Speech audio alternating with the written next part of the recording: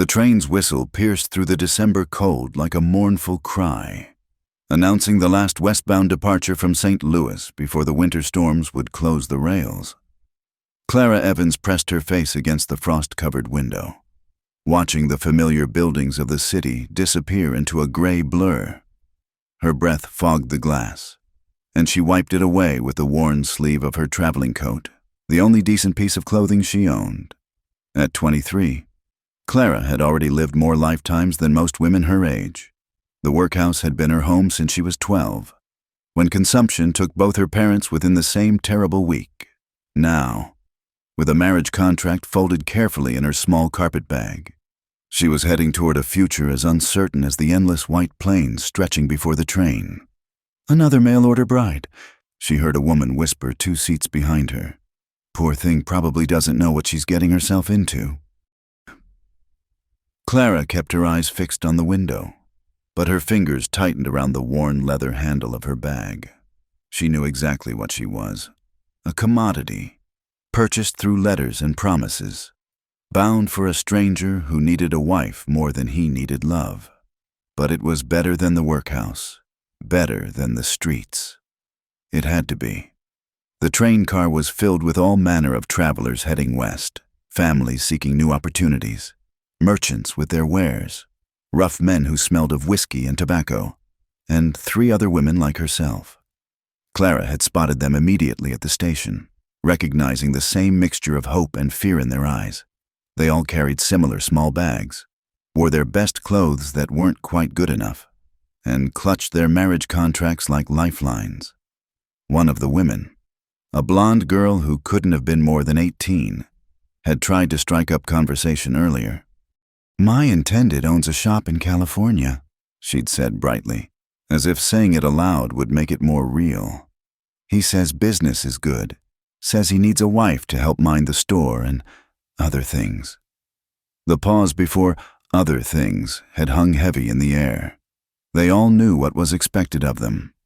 Clara had simply nodded and returned to her window, unable to bear the girl's desperate optimism. As the train pushed westward through Missouri, the landscape began to change. The neat farms and small towns gave way to broader spaces, fewer fences, harder edges. Men in the car grew rougher in their speech, and Clara noticed how their eyes lingered on the women traveling alone. She pulled her shawl tighter, making herself smaller in her seat. A man in a dusty coat had been watching her since Kansas City. He was perhaps 40, with yellowed teeth and hands that looked like they'd never known honest work. When the train stopped for water in a small depot, he made his move, sliding into the empty seat beside her. "Traveling alone, miss?" His breath smelled of cheap liquor and decay. "My business is my own," Clara replied, keeping her voice steady despite the fear crawling up her spine. "Feisty one, aren't you?" He leaned closer. "I like that in a woman. Where you headed? Maybe we're going the same way." The lady said her business is her own. The voice came from across the aisle, an older man in a minister's collar, his kind eyes stern behind wire spectacles. The drunk man muttered something under his breath, but eventually slunk back to his own seat. The minister nodded at Clara, then returned to his Bible without seeking thanks or conversation. She was grateful for both the intervention and the silence. Night fell as they crossed into Wyoming territory. The other passengers dozed fitfully, but Clara remained awake, watching the darkness rush past. Somewhere out there was Cedar Falls, the town mentioned in the letters. Somewhere out there was Ezekiel Hartwell, the man who had paid her passage and would claim her as his wife. She knew little about him beyond what his terse letters had revealed.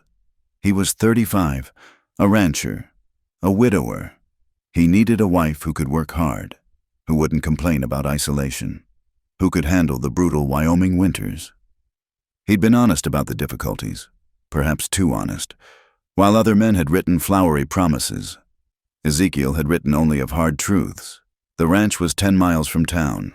The winters were severe. The work was endless. "I am not a man of many words or gentle ways," he had written, "but I will provide for you and protect you. That is all I can promise." It was more than anyone else had ever promised her. The train began to slow as dawn broke gray and forbidding over the prairie. "Cedar Falls," the conductor called. "All passengers for Cedar Falls." Clara gathered her belongings with shaking hands. Through the window, she could see the town, if it could be called that. A main street of perhaps a dozen buildings, wooden structures that looked as if they'd been thrown up in haste and were slowly losing their battle against the elements. Smoke rose from chimneys into the leaden sky, and a few figures moved about despite the early hour and bitter cold. She was the only passenger to disembark. The blonde girl who'd spoken of California waved goodbye sadly from her window as the train pulled away, leaving Clara standing alone on the platform with her single bag and a lifetime of doubts. The cold hit her like a physical blow. It was nothing like the cold in St. Louis. This was something alive and hostile, seeping through her coat and dress as if they were made of paper. Her breath came out in great white plumes, and within moments, her fingers were numb inside her thin gloves. "You, the Hartwell woman?" Clara turned to find a man in a thick buffalo coat standing near a wagon. He was perhaps 50, with a grizzled beard and eyes that held neither warmth nor hostility, only a sort of weary curiosity. "I'm Clara Evans," she replied. "I'm to marry Mr. Hartwell." The man snorted. "That's so? Well, he didn't come himself. Sent me to tell you to wait at the hotel. He'll be in when he's ready." Clara felt something cold beyond the weather settle in her chest. "I see. And you are?" "Tom Morrison. I run the general store." He looked her up and down, taking in her city clothes and small bag. "Hotel's there." He pointed to a 2-story building that looked slightly less weathered than the others. "Martha runs it. She'll take care of you." The pause before "take care of you" held a world of meaning. Clara lifted her chin. "Thank you, Mr. Morrison." She made her way across the frozen mud of the street, aware of faces appearing in windows, of curtains twitching aside. A woman sweeping the boardwalk in front of what appeared to be a saloon stopped to stare openly. 2 men loading a wagon ceased their work to watch her pass, one elbowing the other and saying something that made them both laugh. The hotel's front door stuck, and Clara had to put her shoulder against it to push it open. A bell jangled overhead, and a woman emerged from a back room. Martha, presumably. She was a large woman with iron-gray hair and a face that might have been kind if it weren't set in lines of permanent disapproval. "You're the mail-order bride," she said. It wasn't a question. "I'm Clara Evans. Mr. Morrison said I should wait here." Martha's laugh was bitter as old coffee. "Oh, he'll make you wait. All right, that's Ezekiel Hartwell's way. Come on, then. I've got a room. He paid for 1 night only, so I hope he shows." The room was small and cold, with a narrow bed, a washstand, and a single window that looked out onto the back of another building. Clara set her bag down carefully and sat on the edge of the bed, springs creaking under her weight. "Breakfast is at 7, Martha said from the doorway. "Lunch at noon if you're still here. You'll eat in the kitchen. I don't need the other guests getting ideas about what kind of establishment I'm running." After she left, Clara unpinned her hat and set it carefully on the washstand. In the small, spotted mirror, her reflection looked pale and drawn. Dark circles shadowed her brown eyes, and her black hair, usually her one beauty, hung limp from 2 days of travel. She looked exactly like what she was, a desperate woman who'd sold herself for the promise of a roof and 3 meals a day. The morning passed with agonizing slowness. Clara ate her breakfast in the kitchen as instructed, under the curious and pitying gaze of the cook. She returned to her room and tried to read from the small Bible she carried, but the words swam before her eyes. From her window, she watched the life of the town, such as it was. Men went about their business. Women hurried between buildings wrapped against the cold. Children played in the muddy snow until their mothers called them sharply inside. And still, Ezekiel Hartwell did not come. By afternoon, Clara had memorized every water stain on the ceiling, every creak of the floorboards. She'd reread his letters until she could recite them from memory. She'd imagined 100 different faces to go with the harsh, brief words, each one more terrible than the last. When the sun began to sink toward the horizon, painting the dingy room in shades of orange and red, she heard heavy footsteps on the stairs. They paused outside her door. Clara stood, smoothing her dress with trembling hands, trying to calm the wild beating of her heart. The knock, when it came, was neither gentle nor aggressive, simply 3 solid raps, like a man who had business to conduct. "Come in," she managed. The door opened, and Ezekiel Hartwell entered her life. He was taller than she'd expected, having to duck slightly to clear the doorframe.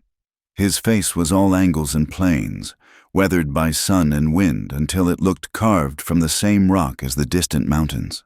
Dark hair fell to his collar, and his eyes, she'd expected them to be cold, but they weren't.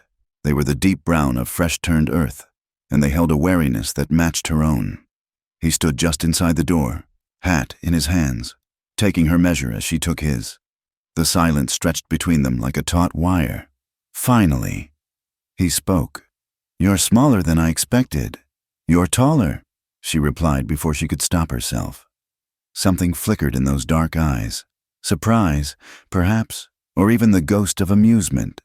But it was gone before she could be sure. "Get your things," he said. "We've got 10 miles to cover before full dark, and there's weather coming." Clara didn't move immediately. "Are we to be married first?" "Judge is out of town. We'll come back for it when he returns." He paused, and she saw his jaw work as if the next words cost him. "If you've changed your mind, say so now. I'll pay for your passage back." It was an offer she hadn't expected. For a moment, Clara wavered. She could return to St. Louis, to the workhouse, to the gray certainty of a life without hope but also without risk. Then she thought of the blonde girl on the train, heading toward her shopkeeper in California, and all the other women who'd made this same gamble. "I haven't changed my mind," she said, and picked up her bag. He nodded once, turned, and headed back down the stairs. Clara followed, leaving the small, cold room behind. The wagon waited outside, a sturdy thing built for work rather than comfort. 2 horses stamped and blew steam into the frigid air. Ezekiel took her bag without ceremony and stowed it in the back, then offered her a hand up. His grip was calloused and strong, and he released her the moment she was seated. As they pulled away from the hotel, Clara caught sight of faces in windows again, watching their departure. She saw pity in some, speculation in others. One woman shook her head slowly, as if witnessing a funeral procession. The road out of town was rough, and Clara had to grip the seat to keep from being thrown about. Ezekiel drove in complete silence, his eyes fixed on the horizon where dark clouds were indeed gathering. The landscape opened up around them, endless white plains broken only by distant hills and the occasional stark tree. The cold was brutal. Clara tucked her hands under her arms, hunched her shoulders, tried to make herself small against the wind.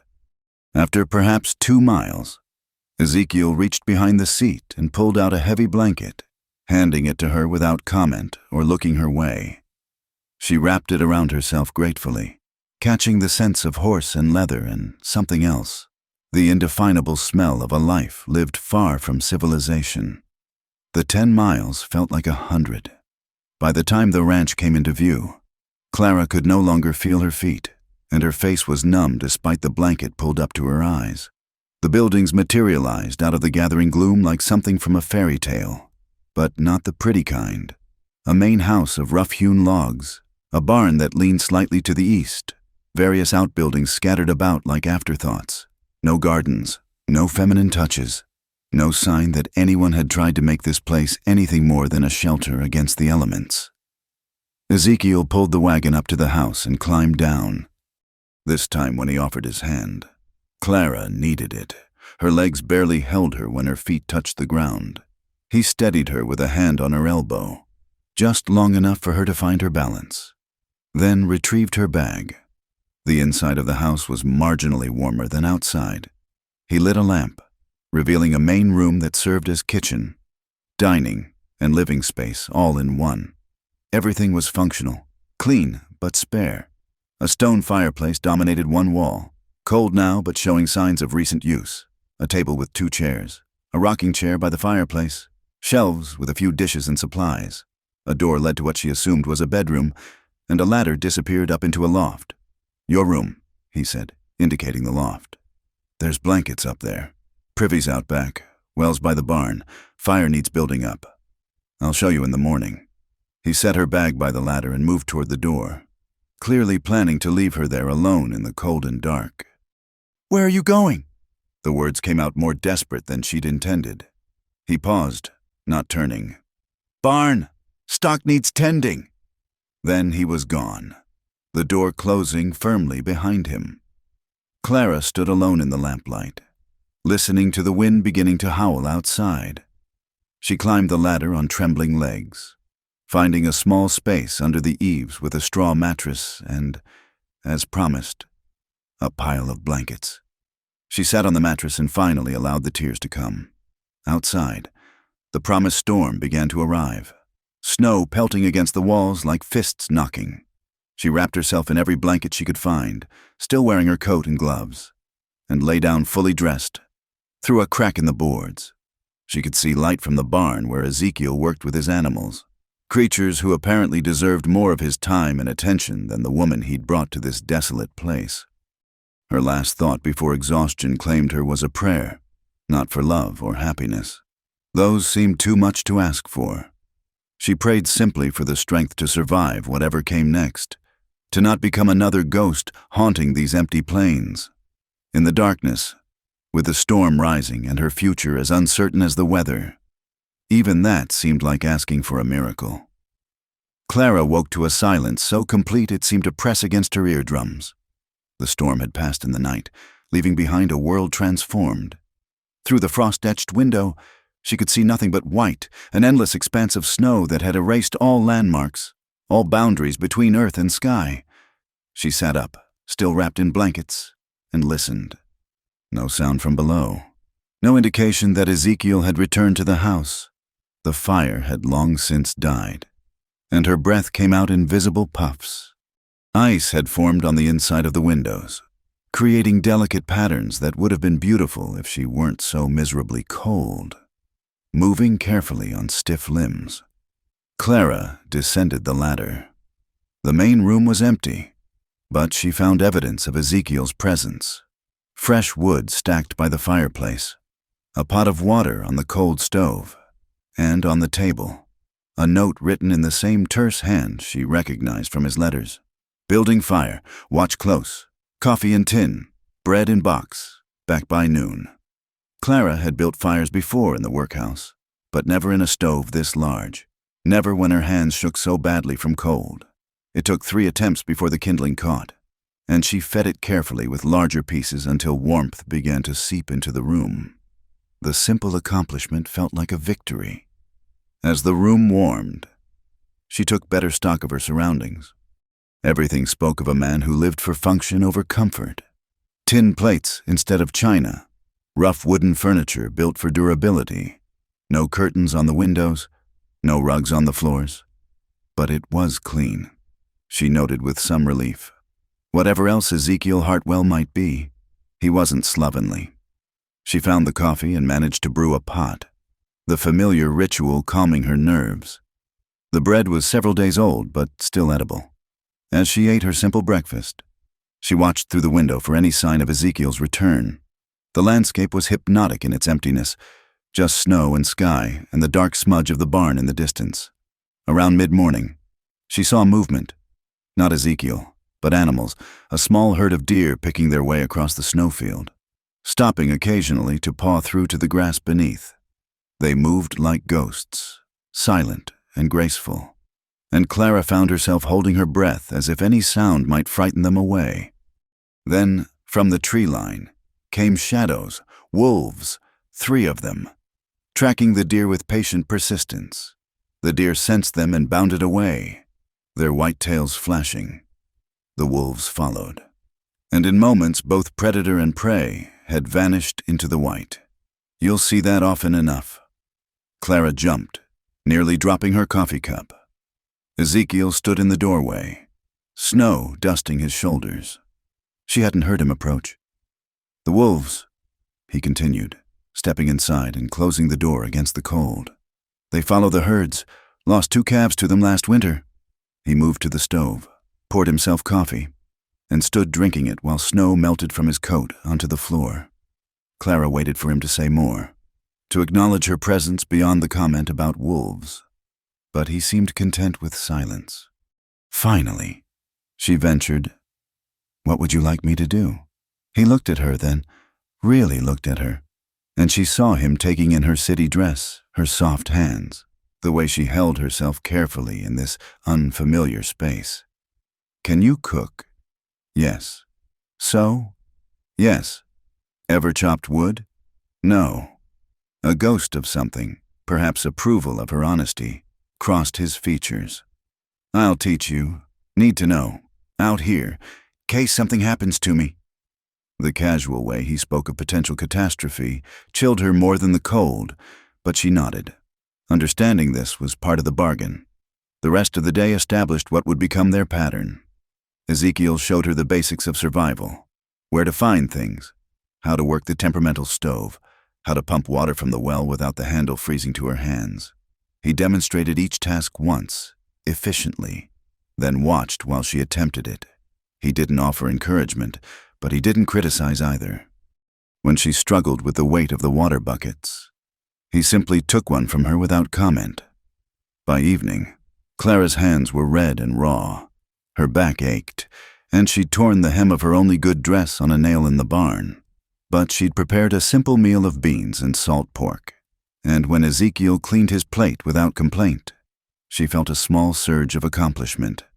That night, as she lay in her cold loft listening to him moving about below, she thought about the strange rhythm they'd fallen into. 2 strangers performing a careful dance around each other, neither quite sure of the steps. Days passed in this manner. Clara learned to wake before dawn, to have coffee ready when Ezekiel came in from his first check of the animals. She learned to read the weather and the color of the sky, to gauge the wind by the sound it made against the walls. Her hands grew calloused. Her city dress gave way to a practical wool skirt and thick blouse she found in a trunk, remnants, she assumed, of the first Mrs. Hartwell. Ezekiel remained an enigma. He spoke perhaps a dozen words a day, usually related to work that needed doing, but she began to notice things, how he always knocked snow from his boots before entering, though there was no one to scold him for tracking mud, how he carved small figures from wood in the evenings, his large hands surprisingly delicate with the knife, how he sometimes stood at the window at sunset, staring at something beyond the visible horizon. One morning, a week into her residence, Clara slipped on ice while carrying water from the well. The bucket went flying, and she fell hard, her ankle twisting beneath her. She sat in the snow, biting her lip against tears of pain and frustration. When Ezekiel appeared, he set down the axe he'd been carrying and knelt beside her. "Let me see." His hands were gentle as he examined her ankle, testing the joint with careful pressure. Clara found herself studying his face up close for the first time. The lines carved by weather and worry, a small scar on his chin, eyes that held depth she couldn't fathom. "Not broken," he said finally. "Can you stand?" She tried, but the pain made her gasp. Without hesitation, he lifted her in his arms, carrying her to the house as easily as if she weighed nothing. Clara, who hadn't been held by anyone since childhood, felt overwhelmed by the sudden intimacy, the warmth of his body through his coat, the steady beat of his heart, the careful way he maneuvered through the door to avoid bumping her injured foot. He set her in the chair by the fire, then surprised her by kneeling again to unlace her boot. His fingers worked carefully, and when he eased the boot off, his touch was so gentle she barely felt it. "Needs wrapping," he said, and fetched cloth from a shelf. As he bound her ankle, Clara studied the top of his head, noting threads of silver in the dark hair. "Thank you," she whispered. He glanced up, and for a moment their eyes met. Something flickered there, surprise, perhaps, that she would thank him for basic kindness. Then the shutters came down again, and he stood. "Rest it today," he said, and was gone. That evening, he brought her supper to her chair, then settled into his own routine of wood carving. Clara watched the fire and gathered courage. "What are you making?" His hand stilled. It was the first non-essential question either had asked. "Horse," he said finally, holding up the half-formed figure. "For town, Tom Morrison trades them for supplies sometimes." "It's beautiful." He looked at the carving as if seeing it anew, then resumed his work. But the silence felt different now, less like a wall and more like a bridge still under construction. A few days later, with her ankle mostly healed, Clara discovered the locked room. She'd been cleaning, one task she could perform that seemed to please him, when she noticed the door at the end of the small hallway. The handle wouldn't turn. She was still standing there when Ezekiel came in for the noon meal. He took in the situation with a glance, and his face went hard as granite. "Don't!" The word came out sharp. "Final?" Clara stepped back as if slapped. "I was only— Leave it be!" He walked past her to the kitchen, but the damage was done. The careful détente they'd built shattered like ice on the water bucket. He ate in rigid silence, then left without a word. That night he didn't come in for supper, and Clara ate alone, the food tasteless in her mouth. She was banking the fire for the night when he finally returned, bringing with him the scent of snow and whiskey. He stood uncertainly in his own doorway, and Clara saw something in his face she hadn't expected. Not anger, but pain, raw and barely contained. "That was her room," he said quietly. "Margaret's." Clara remained still, afraid any movement might stop this unprecedented disclosure. 3 years gone, and I still— He stopped, shook his head. "Fool notion, keeping it locked, like she might come back if I just keep everything the way she left it." "How did she die?" Clara asked softly. "Fell down the old well during spring thaw. Boards were rotten, gave way under her. I was in town." His voice went flat, emotionless. "Took me 3 hours to get her out. 3 hours of her down there in that cold water, and me knowing." He didn't finish, but Clara understood. 3 hours of knowing she was dead, of having to retrieve her body alone. The guilt of being absent when catastrophe struck. "It wasn't your fault," she said. His laugh was bitter. "Wasn't it? I knew those boards were bad. Meant to fix them. Always something else needed doing first." They stood in silence, the weight of confession heavy between them. Finally, Ezekiel moved past her toward his room, pausing at the door. "You should know," he said without turning. "I don't expect— That is, the loft is yours permanent. I'm not looking for that kind of wife." Then he was gone, leaving Clara alone with this new knowledge. She climbed to her loft, feeling strangely bereft. Not disappointed. Exactly. She hadn't wanted that kind of marriage either, not with a stranger. But there was something terribly sad about two people living in such proximity while maintaining such careful distance. That night, she heard him pacing below, the floorboards creaking under his weight. She lay awake listening, understanding now the depth of isolation he'd chosen, the weight of guilt he carried.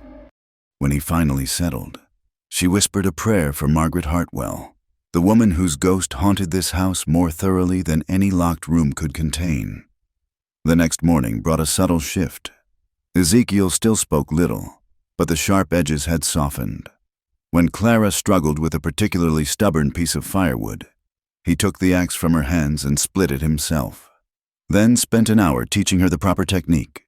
His hands covered hers on the axe handle, guiding her movements, and Clara felt that same unsettling awareness she'd experienced when he'd carried her. "Power comes from your core," he explained, his voice rumbling near her ear. "Not your arms, like this." When she finally split a log cleanly, his good of approval warmed her more than the fire. That afternoon, while Ezekiel worked in the barn, Clara heard riders approaching. She peered through the window to see 3 men dismounting near the house. Something about their casual inspection of the property, the way they looked around as if calculating value, made her uneasy. The knock, when it came, was perfunctory. Clara opened the door cautiously. "Well, well," said the man in front, his smile showing too many teeth. "Hartwell's new woman. Heard he'd sent for one. May I help you?" Clara kept her voice steady, though alarm bells rang in her head. "Just being neighborly. I'm Jack Thornton. From the Double T Spread Next property, over." He leaned against the doorframe, trying to peer past her into the house. "Ezekiel around?" "He's working. I'll tell him you called." Thornton's smile widened. "No hurry. Maybe we could wait inside.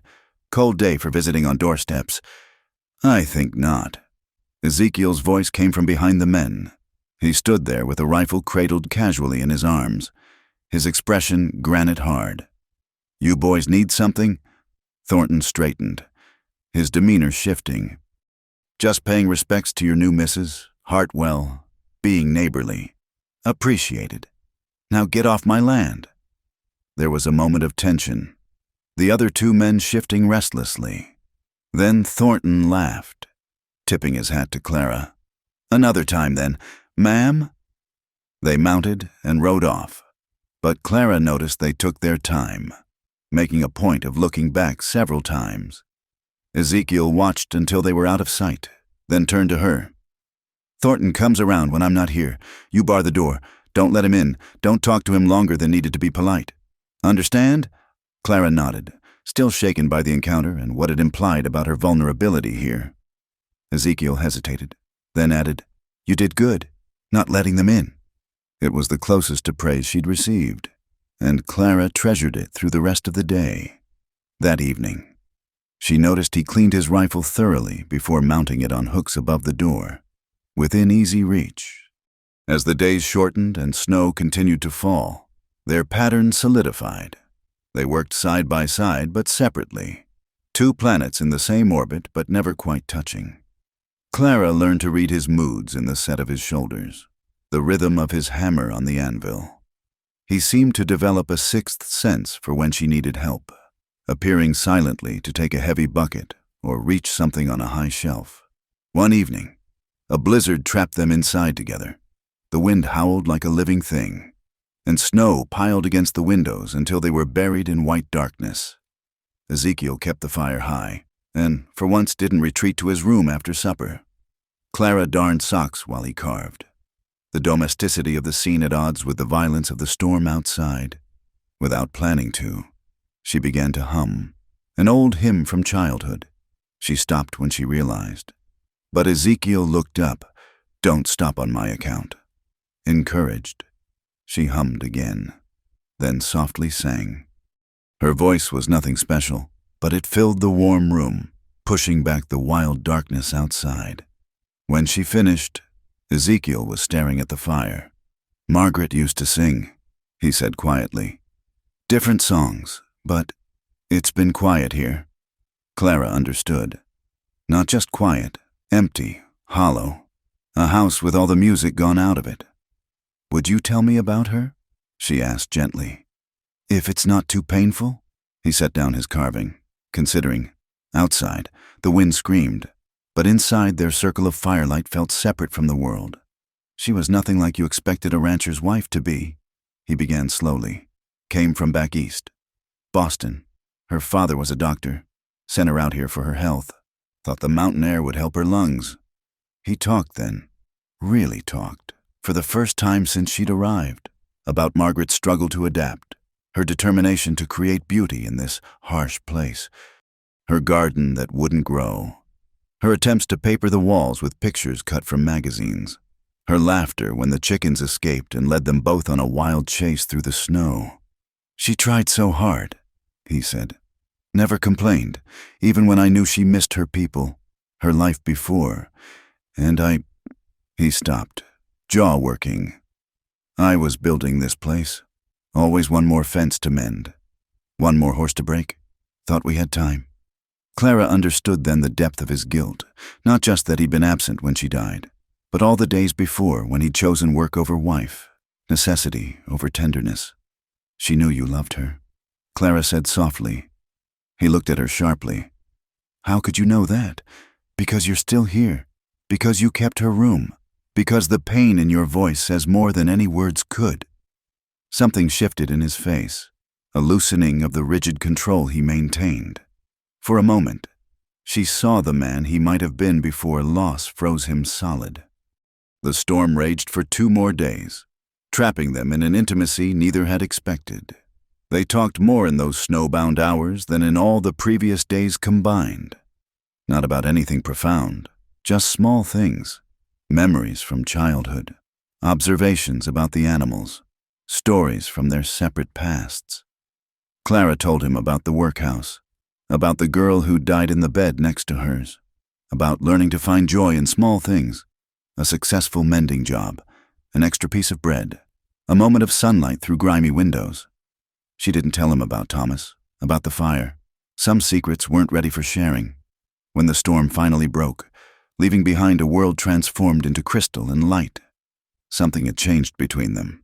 They were still careful, still formal in many ways, but the silence now held possibility rather than mere emptiness. That night, as Clara lay in her loft listening to the house settle around her, she heard Ezekiel moving about below. Then, so faint she might have imagined it, she heard him humming, the same hymn she'd sung during the storm. She smiled in the darkness, pulling her blankets closer, and for the first time since arriving, didn't feel entirely alone. The weeks following the blizzard brought a tentative warmth between them, not spring, not yet, but something like the promise of it. Clara found herself looking forward to the evenings, to the quiet companionship of shared firelight. Ezekiel still carved his figures, but now he would occasionally explain what he was making, or ask her opinion on the curve of a horse's neck, the angle of a bird's wing. One such evening, as February crept toward March, Clara gathered her courage. She had been mending one of his shirts, noting how thin the fabric had become, how careful her stitches needed to be to hold the failing cloth together. "Tell me about your family," she said, keeping her eyes on her work, his hands stilled on the wood. "Not much to tell." Everyone has something to tell. He was quiet so long she thought he wouldn't answer. Then, Father was a minister, the kind who believed God's love was best shown through a switch and strict words. Clara's needle paused. She knew that kind of love, had seen its effects in the workhouse. Mother died when I was 12. Childbirth. The baby, too. His voice was flat, reporting facts like weather. Father said it was God's will. I left at 15, came west, never looked back. Do you ever wonder if he's still alive? No. The finality in that single word spoke volumes. Clara returned to her mending, but her mind turned to her own losses. The weight of unspoken truth pressed against her chest. In the firelight, with the darkness held at bay, perhaps honesty could live. "I had someone once," she said quietly. "Before, his name was Thomas." Ezekiel's carving continued, but she felt his attention sharpen. He worked at the factory near the workhouse. Used to walk me home sometimes, when the supervisors weren't watching. Her voice caught, but she pressed on. He talked about marriage, about saving enough to get us both away from there. He had such dreams. What happened? Clara set down the shirt, her hands trembling slightly. There was a fire at his boarding house. They said a lamp got knocked over, but she stopped, gathered herself. He'd been drinking, gambling, owed money to the wrong people. The night of the fire, he'd come to me, begging for help. I had a few coins saved, but I wouldn't give them. I was angry about the gambling, about the broken promises. The words tumbled out now. A dam finally breached. He left angry, said he'd find another way. 3 hours later, the boarding house was burning. They found him trapped in his room. The door had been barred from the outside. Silence stretched between them, heavy with the weight of confession. "You blame yourself," Ezekiel said. It wasn't a question. "If I'd given him the money, they'd have killed him another way." His voice was certain. "Men like that don't forgive debts because you pay. They just see weakness, demand more." Clara looked up, surprised by his vehemence. "I've known men like that," he continued. "Out here, back east, doesn't matter. They're the same everywhere. What happened to your Thomas, that's on them, not you. But if I'd been kinder, if I hadn't let anger— Stop. He set down his carving, looked at her directly. You want to carry guilt, carry it for the right reasons. Not for refusing to enable his vices. Not for protecting yourself. They sat in silence. But it was different now. Not the careful distance of strangers, but the shared understanding of people who knew the weight of loss, the burden of survival. Is that why you came west? He asked finally. The guilt? Partly. And because there was nothing left for me there. The other girls at the workhouse. They knew Thomas had been courting me. After he died, they whispered, said I was cursed, said any man who loved me would meet the same fate. Foolish talk. Perhaps, but when you hear something enough times, you start believing it. He picked up his carving again. I know something about that. They lapsed into companionable silence. But Clara felt something had shifted. The secrets they carried were no longer walls between them, but bridges, carefully constructed from shared pain. The next morning brought unexpected warmth, false spring. Ezekiel called it, warning her not to trust it. But Clara couldn't help but feel her spirits lift as snow began to melt, revealing patches of brown earth that seemed impossibly rich with promise. She was hanging laundry when she heard the wagon. Ezekiel was in the far pasture, checking fences. Too far to call. Clara wiped her hands on her apron and walked to the front of the house. A woman sat in the wagon, the first woman Clara had seen since arriving at the ranch. She was perhaps 40, with graying hair pulled back severely and clothes that spoke of respectable poverty. You must be Clara, the woman said, climbing down with difficulty. I'm Mrs. Patterson Ellen, from the old Sawyer place, 5 miles north. Please, come in, Clara said, grateful beyond measure for female company. I'll make coffee. Ellen Patterson proved to be a font of information. As they sat at the kitchen table, she filled Clara in on the local families, the feuds and alliances, the unspoken rules of survival in this harsh country. That Thornton who came sniffing around? Ellen said, her mouth pursing in disapproval.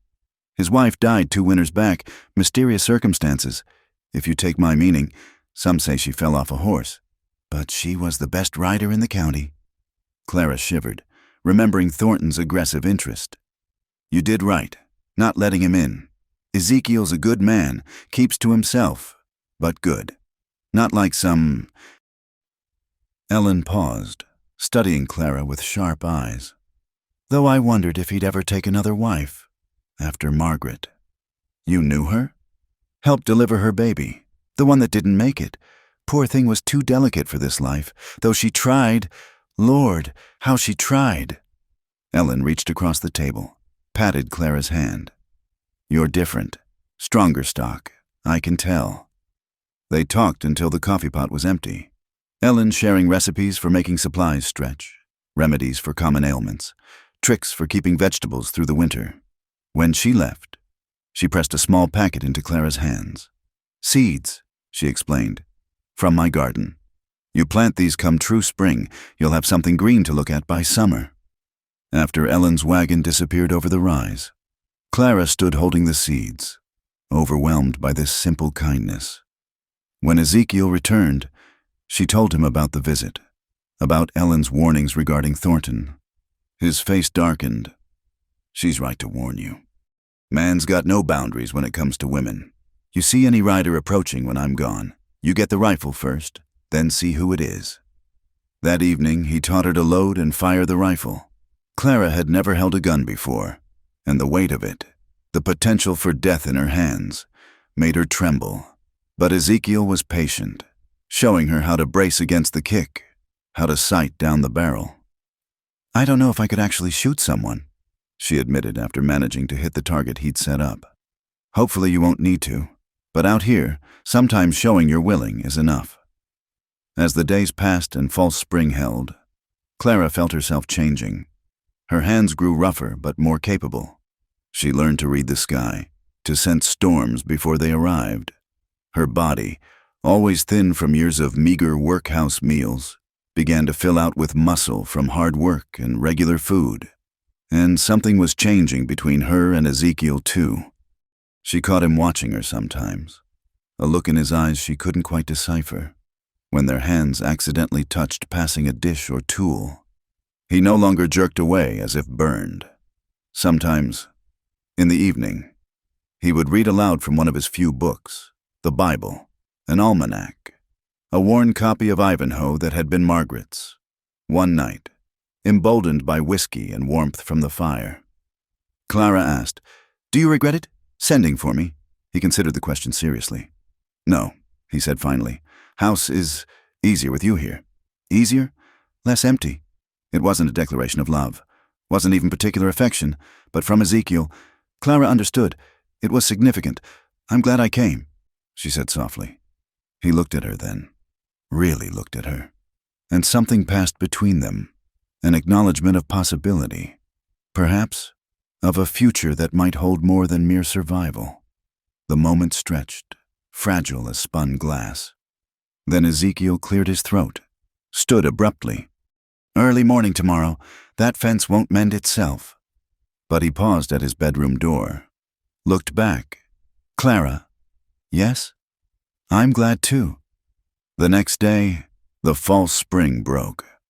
Clara woke to howling wind and snow falling so thick she couldn't see the barn. Ezekiel fought his way out to tend the animals, returning covered in ice, his face grim. "Lost a calf," he reported. "Too weak to survive the cold snap." They spent the day in tense vigilance, Ezekiel making repeated trips to the barn, while Clara kept the fire high and coffee hot. By evening, he was exhausted, slumping in his chair with a weariness that went bone deep. Without thinking, Clara moved behind him, placed her hands on his shoulders. He tensed, but didn't pull away. Slowly, carefully, she began to knead the knotted muscles, feeling the day's strain under her fingers. "You don't have to," he started. "Hush." He did, letting his head fall forward as she worked. It was the first time she'd touched him deliberately, with intent beyond necessity. She felt the heat of him through his shirt, the solid strength that carried so much, asked for so little. When she finally stepped away, he caught her hand, just for a moment, his calloused fingers wrapping around hers. "Thank you," he said roughly. That night, Clara lay in her loft, reliving the feeling of his hand holding hers. Such a simple thing, yet it felt momentous. She thought of Thomas, of his quick charm and easier smiles.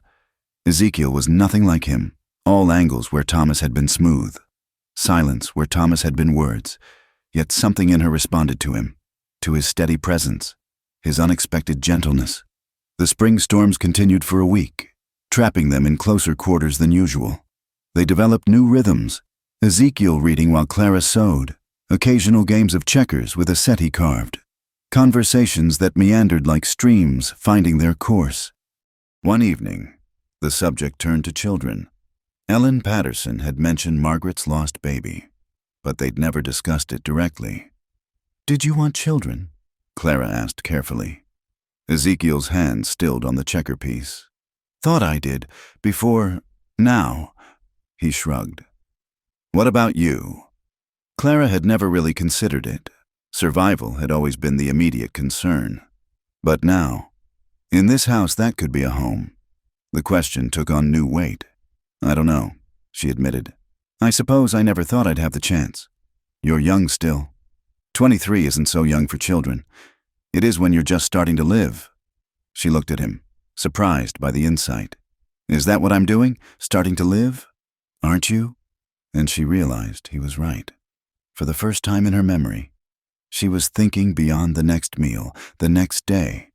She was planting seeds, literal ones from Ellen, but also seeds of possibility, of future. The storm finally broke on a Sunday. They woke to brilliant sunshine and a world made new. Ezekiel suggested they go to town. They needed supplies. And the judge was finally back to perform marriages. "If you're willing," he added, not quite meeting her eyes. Clara's heart hammered. They'd been living as husband and wife in practice for over a month, but making it legal, official, that was different. That was choosing each other, not just accepting circumstances. "I'm willing," she said. The ride to town was quiet, both lost in thought.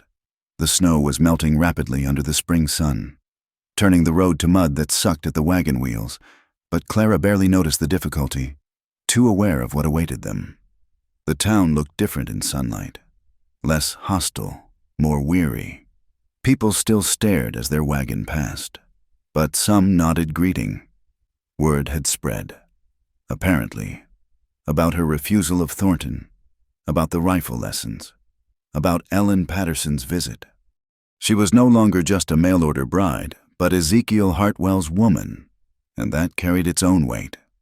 The judge was a thin man with careful eyes who performed the ceremony in his office with his wife and Tom Morrison as witnesses. It was nothing like the weddings Clara had imagined as a girl. No flowers, no music, no beautiful dress. Just simple words that bound them together in the eyes of law and God. "You may kiss your bride," the judge said at the end. Ezekiel hesitated, then leaned down and brushed his lips against hers, so quick and light she barely felt it. But his hand on her elbow as they left the office was warm and steady. They stopped at Morrison's store for supplies. The proprietor's manner had warmed considerably toward Clara, and he threw in a length of pretty calico for the new bride. His wife appeared from the back room with a small cake, pressing it into Clara's hands. "Every marriage needs something sweet to start," she said kindly. On the ride home, Clara held the cake carefully, touched by these small kindnesses. Beside her, Ezekiel seemed lost in thought. "Regrets?" she asked softly. "No." He glanced at her. "You?" "No." And she meant it, whatever came next. She'd chosen this, chosen him, chosen this life, for better or worse. She was no longer alone. That night, after they'd shared the cake and a quiet supper, Ezekiel stood uncertain by his bedroom door. "Nothing has to change," he said. "The loft is still yours. I meant what I said before." Clara nodded, understanding but also feeling a strange disappointment. "I know." He started to turn away, then stopped. "Clara?" "Yes? I'm trying to be a better man than I was. With Margaret. I don't want you to think. This matters. You matter." Before she could respond, he was gone, his door closing softly. Clara climbed to her loft, her mind spinning. You matter. Not "I love you," not grand declarations. But from Ezekiel, those two words felt like everything. She lay in her narrow bed, listening to him move about below, and thought about the strange turns life could take. A month ago, she'd been terrified, certain she'd made a terrible mistake. Now she was a wife, truly a wife, to a man who was learning to see her, just as she was learning to see him. Outside, an owl called across the darkness, and somewhere in the distance, snow fell from pine branches with soft thumps, the sounds of her new life, her chosen life. Clara pulled her blanket closer and smiled into the darkness. Spring was coming, real spring this time, and with it, perhaps, something even more precious than warmth. Hope. The summons came on a Tuesday morning, delivered by a young man Clara didn't recognize. He rode up fast, his horse lathered with sweat, and thrust a folded paper at Ezekiel without dismounting. "From Judge Morrison," he said breathlessly. "Said it's urgent." Ezekiel read the document, his face growing darker with each line. Clara watched from the doorway, dread pooling in her stomach. "What is it?" He handed her the paper silently. The legal language was complex, but the meaning was clear. Jack Thornton was pressing charges for assault, claiming permanent injury from their confrontation months ago. The trial was set for the following week. "He can't be serious," Clara breathed. "He was the one who—" "Doesn't matter what he did." Ezekiel cut her off. "His word against mine, and he's got friends in town, money too." The boy who delivered the summons shifted nervously. "Judge said to tell you Thornton's bringing in a lawyer from Cheyenne. Says you should consider the same." After the messenger left, Ezekiel stood staring at the horizon, his jaw working. Clara had never seen him truly afraid before, but she recognized it now in the tension of his shoulders. the white knuckles of his clenched fists. "We'll fight it," she said firmly. "Tell them the truth about what happened." Truth doesn't always matter in a courtroom. He turned to her, and she saw the fear plainly now. "If I lose, prison, Clara, or worse, losing the ranch. Thornton's been wanting this land for years." That evening, Ezekiel was restless, pacing the small house like a caged animal. Clara tried to concentrate on her mending, but her hands shook too badly to manage straight stitches. "There's something else," he said finally. "If I go to prison, or if we lose the ranch, you should know you'd be free. The marriage—" "Stop." Clara set down her sewing, stood to face him. "Don't you dare talk about dissolution. We'll face this together." "You don't understand. Thornton, he's not just angry about the beating. He wants—" Ezekiel stopped, jaw clenched. "He wants me." Clara finished quietly. "I know." They stared at each other across the lamplight. Then Ezekiel crossed the room in 2 strides, gripping her shoulders with careful intensity. "I won't let him near you. Whatever happens in that courtroom, I swear—" "I know," Clara said softly, reaching up to touch his face. "I trust you." Something broke in his expression then, all the careful control crumbling. He pulled her against him, holding her tight enough that she could feel his heart racing. They stood that way for long moments, drawing strength from each other. When he finally pulled back, his eyes searched hers. "Clara, A knock at the door shattered the moment. They sprang apart, Ezekiel grabbing the rifle before opening it cautiously. Ellen Patterson stood on the threshold, her normally cheerful face grave. "Heard about the summons. Came as quick as I could." She bustled inside, immediately taking charge. "First things first, you need witnesses. People who saw Thornton bothering Clara. I'll talk to the other women, see who's willing to speak up." "They won't," Ezekiel said flatly. "Too scared of Thornton." Maybe not. You underestimate how much the women around here despise that man." Ellen turned to Clara. "Tell me exactly what happened. Every detail." They talked late into the night, Ellen taking notes in her careful hand. When she finally left, she hugged Clara tight. "Don't lose heart," she whispered. "Right doesn't always win easy, but it does win." The next days passed in a blur of preparation and dread. True to her word, Ellen rallied the ranch women.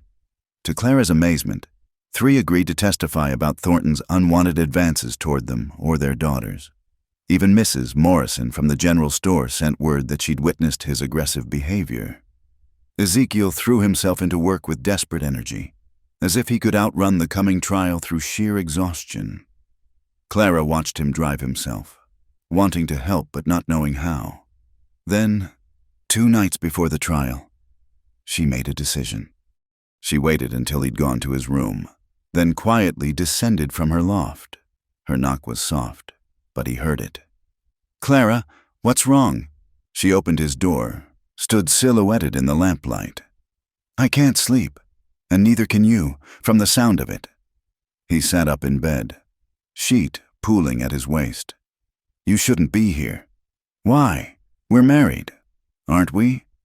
"Clara, I'm tired of being afraid," she said, stepping into the room. "Tired of walls between us. If we only have a few days before whatever happens, I don't want to waste them." He was silent so long she thought he'd refuse. Send her back to her cold loft. Then he shifted over, making room. Clara slipped into the bed beside him, her heart hammering. They lay side by side, not touching, barely breathing. "I've wanted this," he admitted into the darkness. "Wanted you here, but I didn't want to ask. Didn't want you to feel obligated. Ezekiel." She turned toward him, finding his face in the moonlight. "Nothing about this is obligation." He reached for her then, tentatively at first, as if afraid she might disappear. His hand cupped her face, thumb tracing her cheekbone with infinite gentleness. "You've brought light back into this house," he whispered. "Into my life. I never expected to feel this way again." "What way?" she breathed, though she knew. She needed to hear it. Like my heart's beating again after 3 years of being stone. He drew her closer, their foreheads touching. I love you, Clara. God help me. I fought it, but I love you. She was crying, she realized, tears sliding silently down her cheeks. I love you too. Despite everything, because of everything, I love you. Their first real kiss was nothing like the brief touch at their wedding. This was deep, desperate, full of all the feelings they'd kept carefully controlled. When they finally broke apart, both were trembling. Are you sure? He asked, ever careful of her. I've never been more sure of anything. What followed was a communion of souls as much as bodies, tentative explorations giving way to urgent need, whispered endearments in the darkness, the discovery of how perfectly they fit together despite all their broken edges. They loved with the desperation of people who knew how fragile happiness could be, how quickly it could be snatched away. Afterward, they lay entwined, unwilling to surrender to sleep and lose these precious moments. Ezekiel traced lazy patterns on Clara's back while she rested her head on his chest, listening to his heartbeat. Whatever happens at the trial, he said softly, I need you to promise me something. What? If it goes badly, if I'm sent to prison, you take what money's hidden in the barn, loose board in the third stall, and you leave. Go somewhere safe. Start over. Ezekiel, promise me. I promise. She lied, knowing she'd never abandon him, never leave this land they'd both come to love. He knew it too. She could tell by his sigh, but he let it pass. They had so few illusions left between them.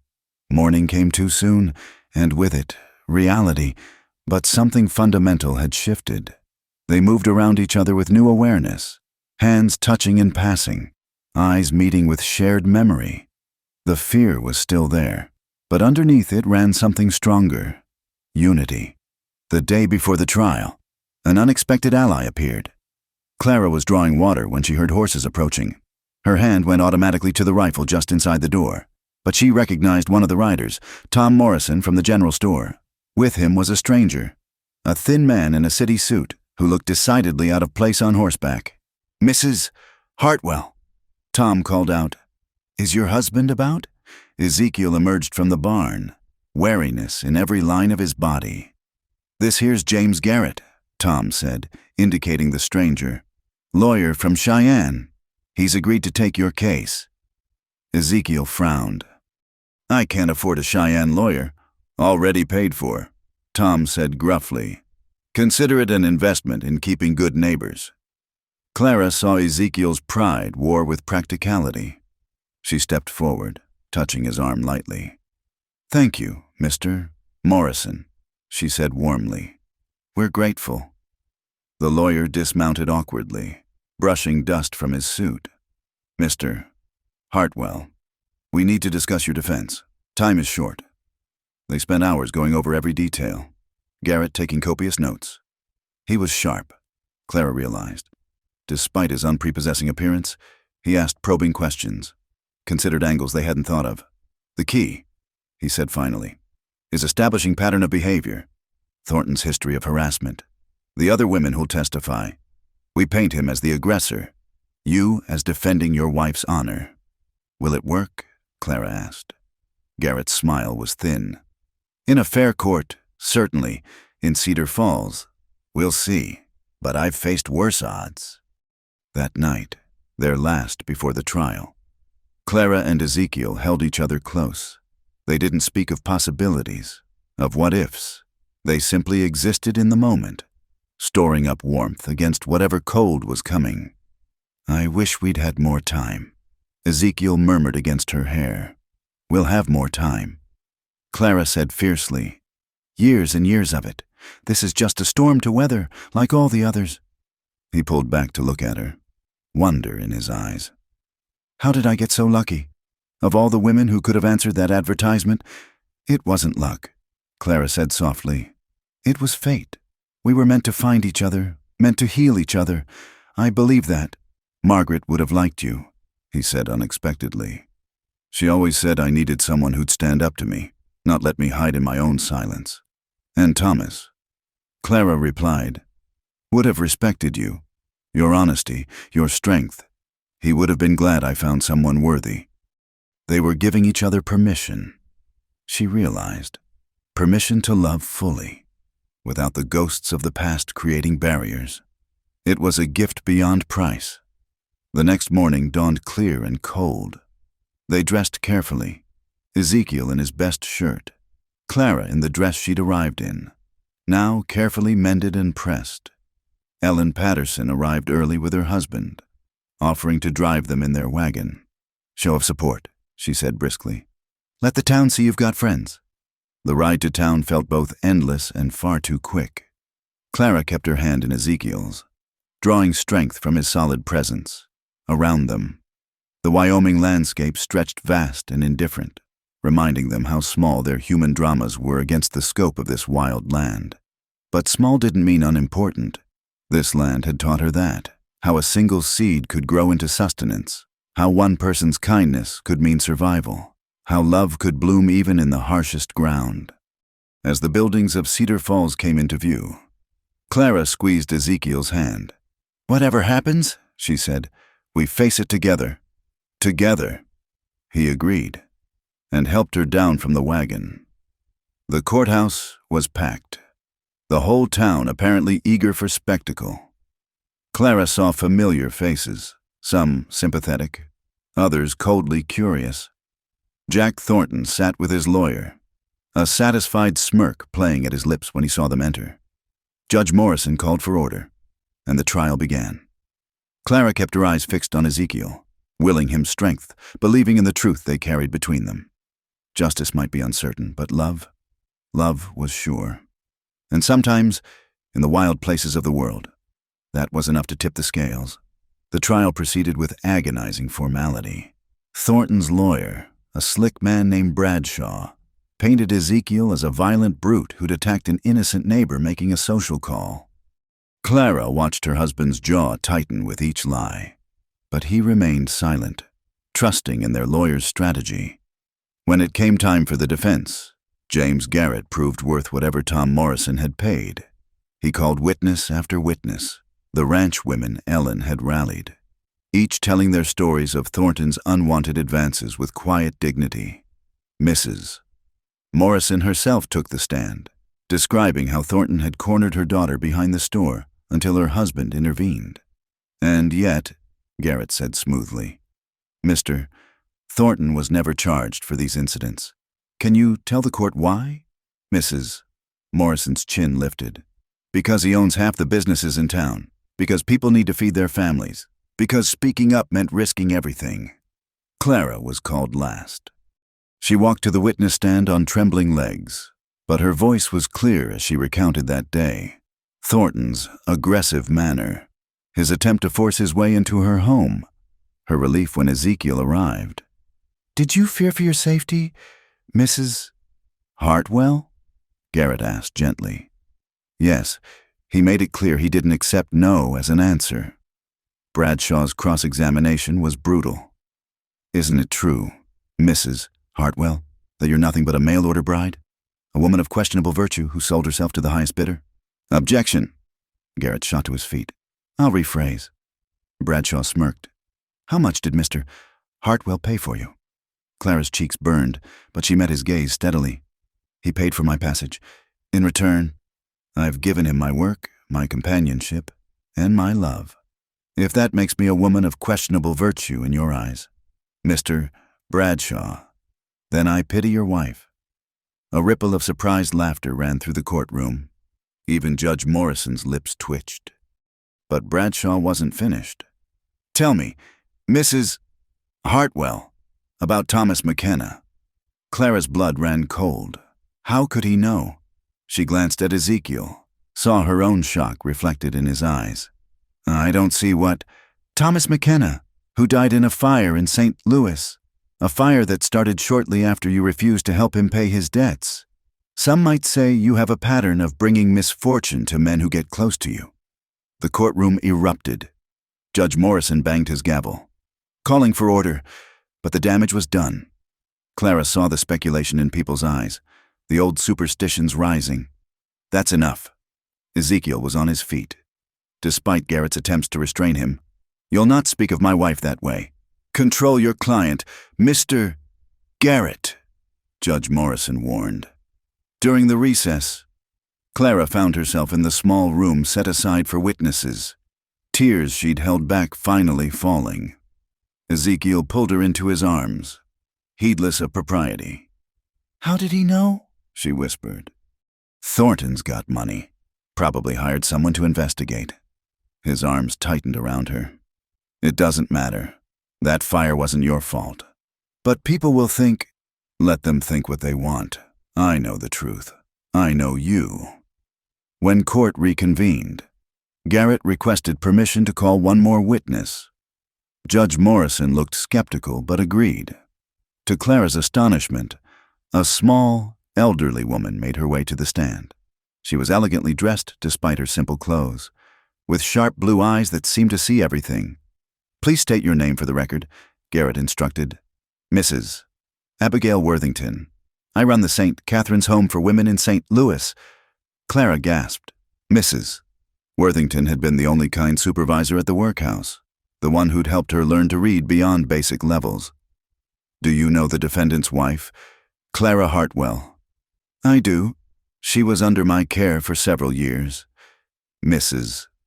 Worthington's voice carried the authority of someone used to being heard. "I understand there have been insinuations about her character regarding the death of Thomas McKenna. Do you have information about that incident?" "I do." She turned to address the courtroom directly.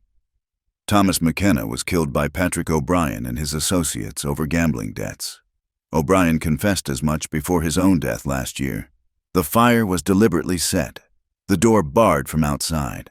Clara Evans, now Hartwell, had nothing to do with it except the misfortune of having been courted by Mr. McKenna." "How can you be certain?" "Because I was with Clara that night. She was helping me tend to a sick child in the infirmary. She couldn't have been anywhere near that boarding house." Mrs. Worthington's gaze found Clara. "I came as soon as I received Mr. Garrett's telegram. I could not let lies stand against one of the finest young women I've known." Clara was crying openly now, overwhelmed by this unexpected vindication. She felt the shift in the courtroom's mood, saw doubt creeping into the faces that had been so quick to judge. Closing arguments followed, Garrett methodically dismantling Thornton's claims while building the picture of a man who used his wealth and position to prey on vulnerable women. By the time Judge Morrison called for a decision, the outcome seemed less certain than it had that morning. The wait was agony. Clara and Ezekiel sat close together, surrounded by their supporters. Ellen Patterson kept up a stream of encouraging chatter, but Clara barely heard her. Finally, Judge Morrison returned. The courtroom fell silent. "In the matter of Thornton versus Hartwell," he began, his voice grave, "this court finds the defendant not guilty of unprovoked assault." Relief crashed over Clara like a physical wave. She sagged against Ezekiel, who remained rigid, waiting. "Furthermore," the judge continued, "based on testimony heard today, this court recommends that Mr. Thornton be investigated for patterns of harassment and intimidation. Sheriff Watson, I trust you'll see to it." Thornton shot to his feet, face purple with rage. "You can't! This is my town! I made this place!" "No, Mr. Thornton," Judge Morrison said coldly. "The people made this town. You've simply profited from it. Court dismissed." The celebration was subdued but heartfelt. Tom Morrison shook Ezekiel's hand repeatedly. While his wife embraced Clara, Ellen Patterson was already organizing a gathering at her ranch to properly mark the occasion. But it was Mrs. Worthington Clara most wanted to speak with. She found her former supervisor waiting by a hired buggy. "I can't believe you came all this way," Clara said, fresh tears starting. "My dear girl." Mrs. Worthington took Clara's hands in her thin ones. "When I heard what was happening, how could I not? You deserved so much better than what life gave you in St. Louis. I'm glad to see you found it here." "How did you really know? About that night?" Mrs. Worthington's eyes twinkled. "I didn't, but I knew you'd never harm anyone. Sometimes faith is more important than facts. She glanced at Ezekiel, who stood a respectful distance away. He seems a good man. The best, Clara agreed softly. Then be happy, my dear. You've earned it. After seeing Mrs. Worthington off, Clara found herself standing with Ezekiel on the courthouse steps, watching the town go about its business. Something had shifted today, not just the trial's outcome, but their place in this community. We should get home, Ezekiel said. Stock needs tending, but he made no move to leave, and Clara understood. They were savoring this moment of victory, of vindication. That night, back at the ranch, they lay together in the bed that had become theirs, bodies intertwined, hearts still racing from the day's emotions. I thought we'd lose everything, Ezekiel admitted in the darkness. But we didn't. We won. More than that. He shifted to look at her, moonlight silvering his features. Did you see their faces when those women testified? Thornton's lost his power. Things will change now. Clara thought about that, about courage spreading like ripples in a pond, about women finding their voices, about justice taking root in unlikely soil. Mrs. Patterson wants me to teach the children, she said suddenly. The ones too far from town for regular school. She thinks we could use the barn, set up a little classroom. Do you want to? Yes, but it would mean disruption. Children around. Clara. He cupped her face gently. This is your home too. If you want to teach, then teach. Your home too. The words settled into her heart like seeds in fertile ground. I love you, she said, still marveling that she could say it freely. And I love you, he replied, sealing the words with a kiss that spoke of promises kept and futures building. The next morning brought unexpected visitors. Sheriff Watson arrived first, his manner formal but not unfriendly. Mrs. Hartwell, Mr. Hartwell. Wanted to let you know Thornton left town during the night, took what he could carry, left the rest. Doubt he'll be back. His property? Ezekiel asked. Being handled by the bank. They'll probably auction it off. Watson shifted uncomfortably. I owe you folks an apology. Should have done something about Thornton years ago. Took courage to stand up to him.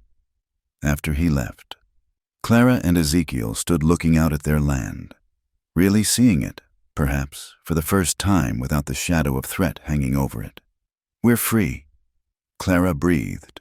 Free, Ezekiel agreed, and pulled her close. The rest of the day was filled with visitors. Ranch wives who'd been too afraid to speak before came to offer support and friendship. Men who'd suffered under Thornton's business practices shook Ezekiel's hand.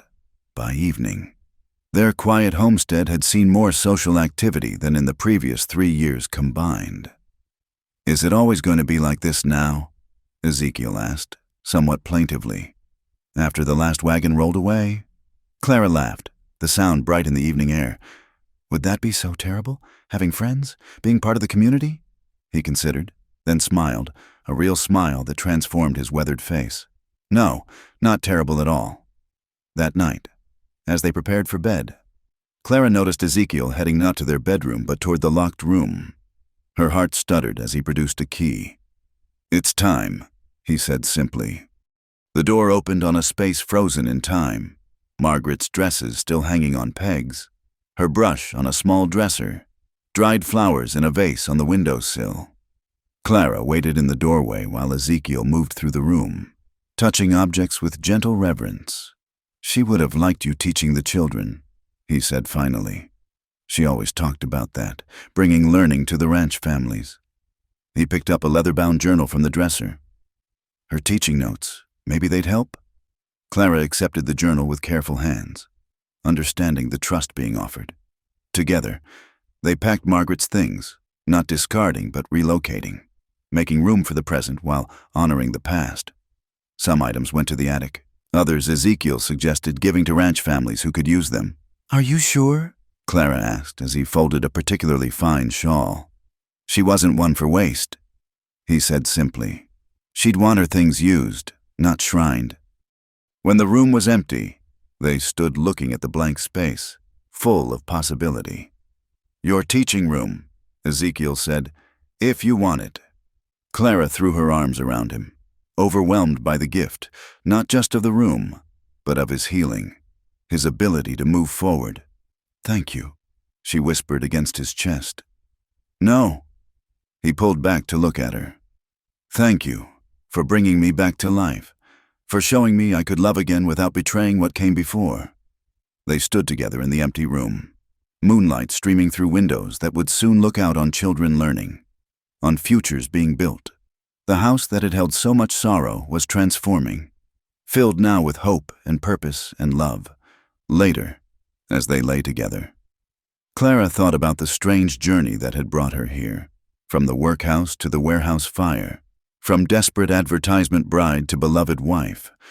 Life had a way of taking the broken pieces and forming them into something stronger, something beautiful. "What are you thinking?" Ezekiel asked, feeling her wakefulness. "About Mrs. Worthington, about guardian angels, about how even in our darkest moments, grace finds us." He was quiet for a moment. "You're my grace," he said finally, "my unexpected salvation." Clara turned in his arms, kissing him deeply. "And you're mine." Outside, a wolf howled in the distance, not threatening now, just part of the wild chorus of their chosen land. Inside, two hearts beat in rhythm. Two souls rested in the harbor they'd made of each other. Tomorrow would bring new challenges, setting up the school, building their place in the changing community. Perhaps even the children that were already a possibility given their newfound intimacy. But tonight, they had this. Love tested by fire, proven in public, and strong enough to weather any storm Wyoming could throw at them. The mail-order bride and the broken widower had found in each other not just companionship, but completion. And in the harsh beauty of the western frontier, that was its own kind of miracle. The Garrett boy went missing on a Thursday. Clara was arranging the small schoolroom when Ellen Patterson burst through the door, her face white with panic. "Samuel Garrett, the lawyer's nephew, went hunting early this morning. Hasn't returned. His uncle's beside himself." Clara immediately thought of the wolves she'd seen prowling closer to the settlements lately, driven by hunger as spring struggled to take hold. "How old?" 12. "Good boy. Knows the land, but—" Ellen wrung her hands. "There's a storm coming in from the north. Temperatures dropping fast." Ezekiel appeared in the doorway, having heard the commotion. Where was he headed? Turkey Creek area, his uncle thinks, looking for that buck he wounded last week. Clara saw Ezekiel's face tighten. Turkey Creek ran through rough country, steep ravines, thick timber, easy to get lost even in good weather. "I'll get my gear," he said simply. "I'm coming with you," Clara stated. He turned, ready to argue, but something in her expression stopped him. They'd learned to read each other these past months, to recognize when minds were made up. "Get the medical supplies," he said instead. "And dress warm. This won't be easy." Within an hour, they were mounted and riding toward Turkey Creek, joined by a handful of other ranchers. James Garrett rode with them, his city composure cracked with worry. "He's all I have," the lawyer kept saying. "My sister's boy. She died last year, and I should have watched him better." "Boys that age don't want watching," Tom Morrison said gruffly. "We'll find him." They spread out as they entered the creek area, calling Samuel's name, looking for signs. The temperature was plummeting, and Clara could taste snow in the air. Her hands were already numb inside her gloves. It was Ezekiel who found the first sign, blood on the snow. Not much, but enough to indicate a wounded animal had passed. They followed the trail deeper into the timber, the terrain growing more treacherous with each mile. "Here," Ezekiel called suddenly. "Boot print." They'd found Samuel's trail, following the wounded buck into increasingly dangerous country. The prints were hours old, partially filled with blown snow. "He's got determination," one of the ranchers muttered. "Too much, maybe." They pressed on as snow began falling, first lightly, then with increasing intensity. The trail became harder to follow, disappearing entirely in places. Clara watched Ezekiel work, reading signs she couldn't see, following some internal compass that seemed to know where a determined boy might go. The ravine appeared suddenly, a gash in the earth partially hidden by snow-laden pines. Ezekiel held up a hand, signaling stop. They dismounted, carefully, approaching the edge. "Samuel!" Clara called, her voice swallowed by wind and snow. "Samuel Garrett!" A faint sound came from below, possibly wind, possibly something else. Ezekiel was already tying rope around a sturdy tree. "I'm going down," he announced. "The hell you are." Tom Morrison objected. "That's a 40-foot drop, rocks at the bottom, and a boy who might be dying." Ezekiel cut him off. He looked at Clara. "If the rope goes slack, pull me up fast as you can." Before anyone could further protest, he was over the edge, rappelling down into the white darkness. Clara held her breath, watching the rope play out, trying to hear over the wind. "Found him." Ezekiel's voice came up faint but clear. "He's alive. Broken leg. Looks like maybe ribs." What followed was an agonizing process of rigging a proper rescue. 2 more men went down with a makeshift stretcher while Clara prepared medical supplies with Ellen, who'd learned some doctoring from years of frontier necessity.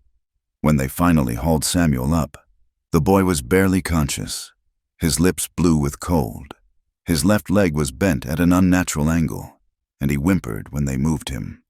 "My fault," he kept mumbling. "Stupid. Wanted to prove—" "Hush now," Clara said, wrapping him in blankets while Ellen examined the leg. "Save your strength. Needs setting," Ellen announced grimly. "And soon, but not here, not in this storm." They rigged a travois between 2 horses. The journey back was a nightmare of wind and snow, everyone taking turns breaking trail for the horses carrying Samuel. Clara rode beside the travois, keeping the boy talking, watching for signs of frostbite or worse. "Tell me about St. Louis," she urged when his eyes started to drift closed. "Your uncle says you visited there." "Big buildings," Samuel managed through chattering teeth. "Not like here. Saw a theater show." "What kind of show?" She kept him talking, sharing her own memories of the city. Anything to keep him conscious. Beside her, Ezekiel led her horse when the trail grew too treacherous for her to manage both riding and tending Samuel. It was full dark when they reached the Garrett house in town. The doctor, summoned by riders sent ahead, was waiting. They carried Samuel inside, and Clara found herself pressed into service as the doctor worked. "Hold him steady." "Doctor," Pritchard ordered as he prepared to set the leg. "This will hurt." Samuel screamed when the bone shifted back into place, then mercifully fainted. Clara helped wrap the leg while the doctor examined the boy's other injuries. Cracked ribs, various cuts and bruises, but nothing that wouldn't heal with time and care. "He's lucky," the doctor pronounced finally. "Another few hours in that cold." He didn't finish, but they all understood. James Garrett hadn't left his nephew's side throughout the procedure. Now he looked up at Clara and Ezekiel with tears streaming down his face. "I don't know how to thank you. If you hadn't found him—" "Anyone would have done the same," Ezekiel said uncomfortably. "No," Garrett said firmly. "Not everyone would have gone down that ravine in a snowstorm. I owe you a debt I can never repay." They stayed until Samuel woke, groggy but coherent. The boy looked at all the faces around his bed, understanding dawning. "I'm sorry," he whispered. "I just wanted— The other boys said I was a city weakling. I wanted to show them. The only thing you showed them," Ezekiel said quietly, "is that pride can get you killed out here. The land doesn't care about proving yourself. It only cares about survival." Samuel nodded, tears leaking from the corners of his eyes. Clara smoothed his hair back gently. "But you survived," she added. "And now you know better. That's how we learn out here, if we're lucky enough to get the chance."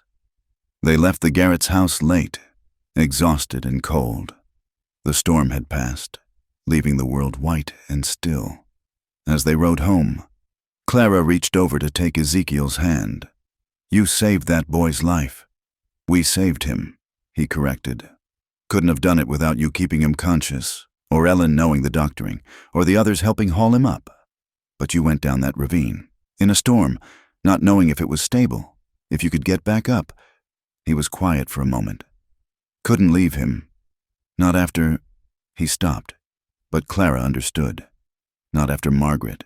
Not after failing to be there when someone needed saving. "You're a good man, Ezekiel Hartwell," she said softly. "Trying to be," he replied, squeezing her hand. Word of the rescue spread quickly through the territory.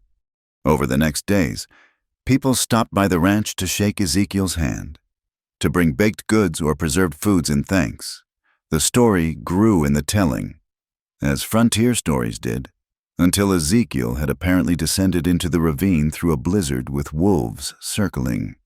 Getting to be a regular hero, Clara teased one evening as she served supper. "Next they'll be writing songs about you." Ezekiel grimaced. "Hope not, just did what needed doing." But Clara could see the change in him, the way he stood a little straighter in town, how he met people's eyes more readily.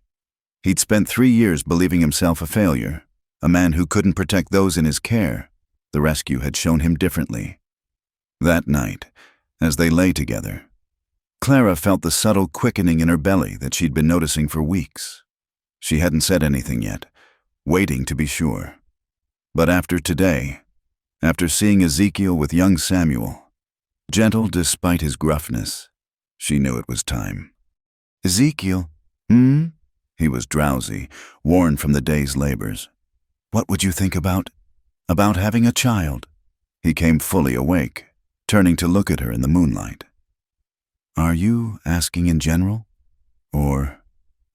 "Not in general," she said softly, taking his hand and placing it on her still flat stomach.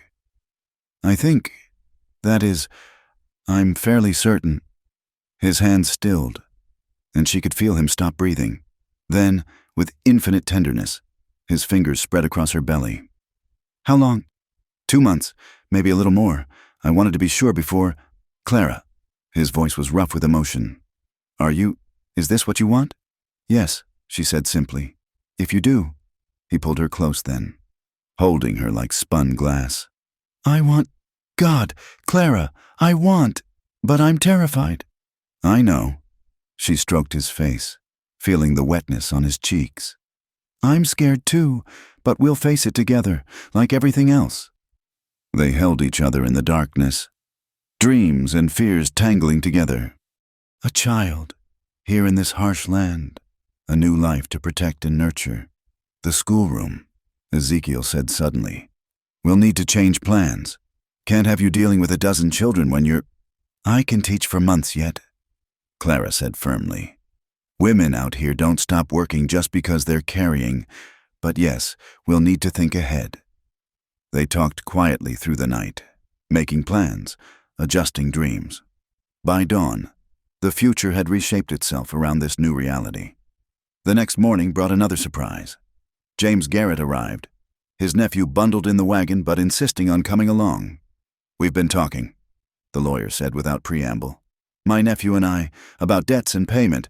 I told you, no payment necessary," Ezekiel began. "Please, let me finish." Garrett pulled out a leather portfolio. "I've drawn up papers, the land that belonged to Thornton, specifically the parcel that borders your property to the south. The bank was going to auction it, but I've arranged to purchase it." Clara and Ezekiel exchanged confused glances. "I'm deeding it to you," Garrett continued. "Both of you, jointly. It's good land, water access, decent grazing. Should nearly double your holdings." "We can't accept that," Ezekiel said immediately. "It's too much." "Is it?" Samuel spoke up from the wagon, his young voice serious. "You risked your life for me. Went down that ravine when you could have waited for better weather, when you could have decided I wasn't worth it." "Any decent person," Clara began, "would have waited for the storm to pass." Garrett interrupted. "Would have said it was too dangerous." "You didn't." He set the papers on their table. "Besides, I have my own reasons. I'm thinking of staying in Cedar Falls, setting up a proper practice. Having good neighbors seems wise. And I want to learn," Samuel added eagerly. "About ranching, about the land." Uncle James says I can spend summers here, if you'll have me, to really learn, not just play at being a frontiersman. Ezekiel looked at Clara, a silent conversation passing between them. She thought about their child-to-be, about the legacy they were building. Extra land would mean security, opportunity. We'll think on it, Ezekiel said finally. Garrett smiled, understanding that in frontier speak, this was nearly acceptance. Do that. The papers will be at my office when you decide. After they left, Clara and Ezekiel walked out to look at their land and the expanse that might join it. The morning sun was melting yesterday's snow, revealing the earth beneath, ready for spring's true arrival. Things are changing fast, Ezekiel observed. Good changes, Clara said, leaning into his warmth. Mostly, he placed a protective hand over her stomach. All good changes, even the scary ones. They stood together, watching the sun climb higher, painting their world in gold and shadow, from terror and loneliness. They'd built this love, community, future. The mail-order bride who'd arrived in shame and fear had become the heart of this place. The broken widower had remembered how to hope. We should accept the land, Clara said finally. For the baby, for the future, Ezekiel agreed, and kissed her temple. Our future. In the distance, a hawk circled, riding the warming air. Spring was coming in earnest now, season of growth, of new life, of seeds planted in faith bearing fruit. Clara thought of the garden she'd plant with Ellen's seeds, of the children who'd learn in Margaret's room, of the baby growing beneath her heart. All of it rooted in love, that most unexpected and resilient of crops. Even here, in this hard country that demanded everything and promised nothing, love found a way to flourish. And that, Clara thought as she stood safe in her husband's arms, was the greatest miracle of all. The morning chores called, and they walked back to the house hand in hand, ready to face whatever came next. Together. Always together. Spring arrived in earnest, transforming the white world into mud and emerging green. Clara's body changed with the season, the secret she carried becoming visible truth. The children she taught noticed first, whispering among themselves until brave little Mary Morrison asked outright, "Are you going to have a baby, Mrs. Hartwell?" Clara set down her chalk, smiling at the 6 eager faces in her makeshift classroom. "Yes, Mary. Come autumn, you'll have a new neighbor." The children erupted in questions. Would it be a boy or girl? Could they help name it? Would the baby come to school too? Their innocent excitement eased the fear that sometimes gripped her in quiet moments. That afternoon, as the children scattered home across the greening prairie, Clara remained in the schoolroom organizing slates. She'd been feeling more tired lately, her body heavy with its precious burden. Through the window, she watched Ezekiel working with Samuel Garrett, who'd become a regular presence on the ranch. The boy's leg had healed well, leaving only a slight limp that would fade with time. A shadow fell across the doorway. Clara looked up to find a woman she didn't recognize, thin, weathered, with haunted eyes that spoke of hard living. "You're Mrs. Hartwell," the woman said. It wasn't a question. "Yes, can I help you?" The woman glanced nervously over her shoulder, then stepped inside. "My name's Ruth Carlson. I heard about what you did, standing up to Jack Thornton, helping get him run off." Clara set down her books carefully. "That was many people's doing, not just mine. But you started it. You gave the rest of us courage." Ruth's hands twisted in her patched skirt. I wonder if you might—" "Please, sit down," Clara said gently, recognizing the look of someone carrying a heavy burden. "Tell me what's troubling you." The story came out in fits and starts. Ruth's husband, Hank Carlson, was a drinker, a gambler. He'd lost their savings, mortgaged their farm to cover debts. Now he was gone, disappeared 3 nights ago, leaving Ruth with 3 children and foreclosure looming. "The bank says I have 2 weeks," Ruth whispered. "After that, we're on the street. I don't know where else to turn." Clara's mind raced. Have you spoken to Mr. Garrett? He's helped other families with legal matters. Can't pay a lawyer. Can't pay anyone. Ruth's composure cracked. My oldest is only 8. I don't know what to do. Wait here, Clara said firmly. She found Ezekiel in the barn. Explained the situation quickly. His face darkened as he listened.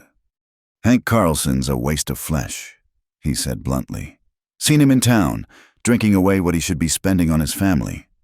That may be, but his wife and children shouldn't suffer for it. Ezekiel studied her face, noting the determined set of her jaw he'd come to know well. What are you thinking? The Thornton land. We have more than we need now. Understanding dawned in his eyes. You want to give them a piece? Not give. Let them work it. Share crop until they're on their feet. The children could help. The oldest boy is strong for his age. It would be good for our child to have neighbors close by, other children to grow up with. Ezekiel was quiet for a long moment. Then, your heart's too soft for this hard country. Maybe this country needs softer hearts. He pulled her close, careful of her expanding middle. Maybe it does. All right, we'll talk to Garrett. See what can be done legal-wise. When they returned to the schoolroom, they found Ruth exactly where Clara had left her, as if afraid movement might shatter this fragile hope. We'd like to help, Clara said simply, if you're willing to work for it.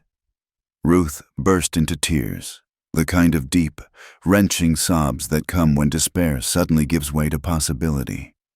Clara held her while she cried, understanding the release of tension too long held. That evening, James Garrett came to dinner, bringing papers and practical advice. The arrangement was simple. The Carlsons would work a section of the Thornton addition, splitting crops with Ezekiel and Clara until they'd earned enough to buy the land outright. It's generous, Garrett warned, but fair. Gives them incentive to work hard. Build something lasting. That's all anyone wants, Clara said, her hand resting on her belly. A chance to build something lasting. The next weeks were busy ones. The Carlsons arrived with their meager possessions loaded in a borrowed wagon, the children wide-eyed and silent. Clara helped Ruth set up house in the old line shack while Ezekiel and the eldest boy, James, worked on making it weather-tight. It wasn't charity. Ruth made that clear from the start. She worked alongside the men when she could, tended a kitchen garden with seeds Clara shared, kept an immaculate house despite its humble nature. The younger children helped with chores, earning their keep with eager industry.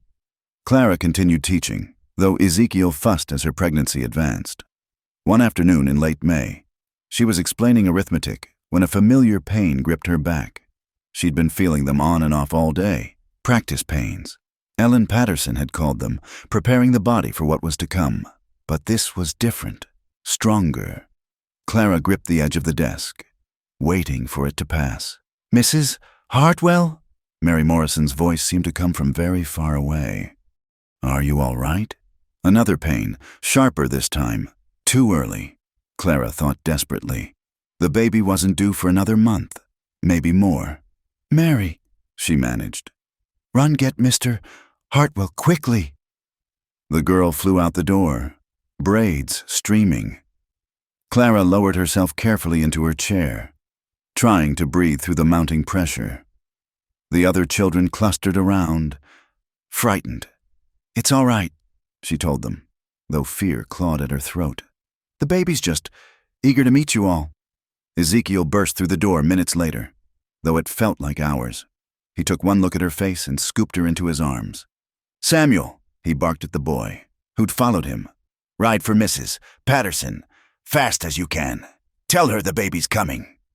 Too early, Clara gasped as another contraction hit. Ezekiel, it's too early. Hush now. But she could see the fear in his eyes, the ghost of old losses rising. You're strong, baby's strong. We'll get through this. He carried her to the house, Ruth Carlson appearing as if from nowhere to help. Together they got Clara into bed, Ruth taking charge with the competence of a woman who'd birthed 3 children. Might just be false labor, Ruth said. though her expression suggested otherwise. But best to be ready. The pains intensified as afternoon wore toward evening. Ellen Patterson arrived in a rush, took one look, and started issuing orders. Water boiled, cloths were prepared, the men banished outside. "Too early," Clara kept saying, tears streaming. "What if—" "None of that," Ellen said firmly.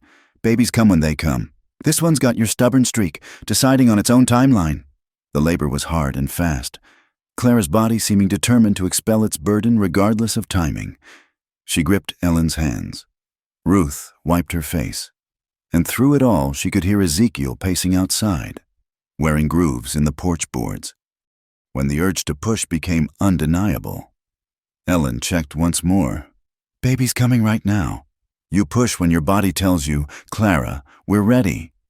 The world narrowed to sensation, to Ellen's calm instructions, to Ruth's encouraging murmurs. And then, between one breath and the next, a thin cry split the air. "A girl," Ellen announced, lifting the baby for Clara to see. Small but breathing fine, got all her parts where they should be. Clara sobbed with relief as they placed the tiny form on her chest. So small, almost too small, but perfect.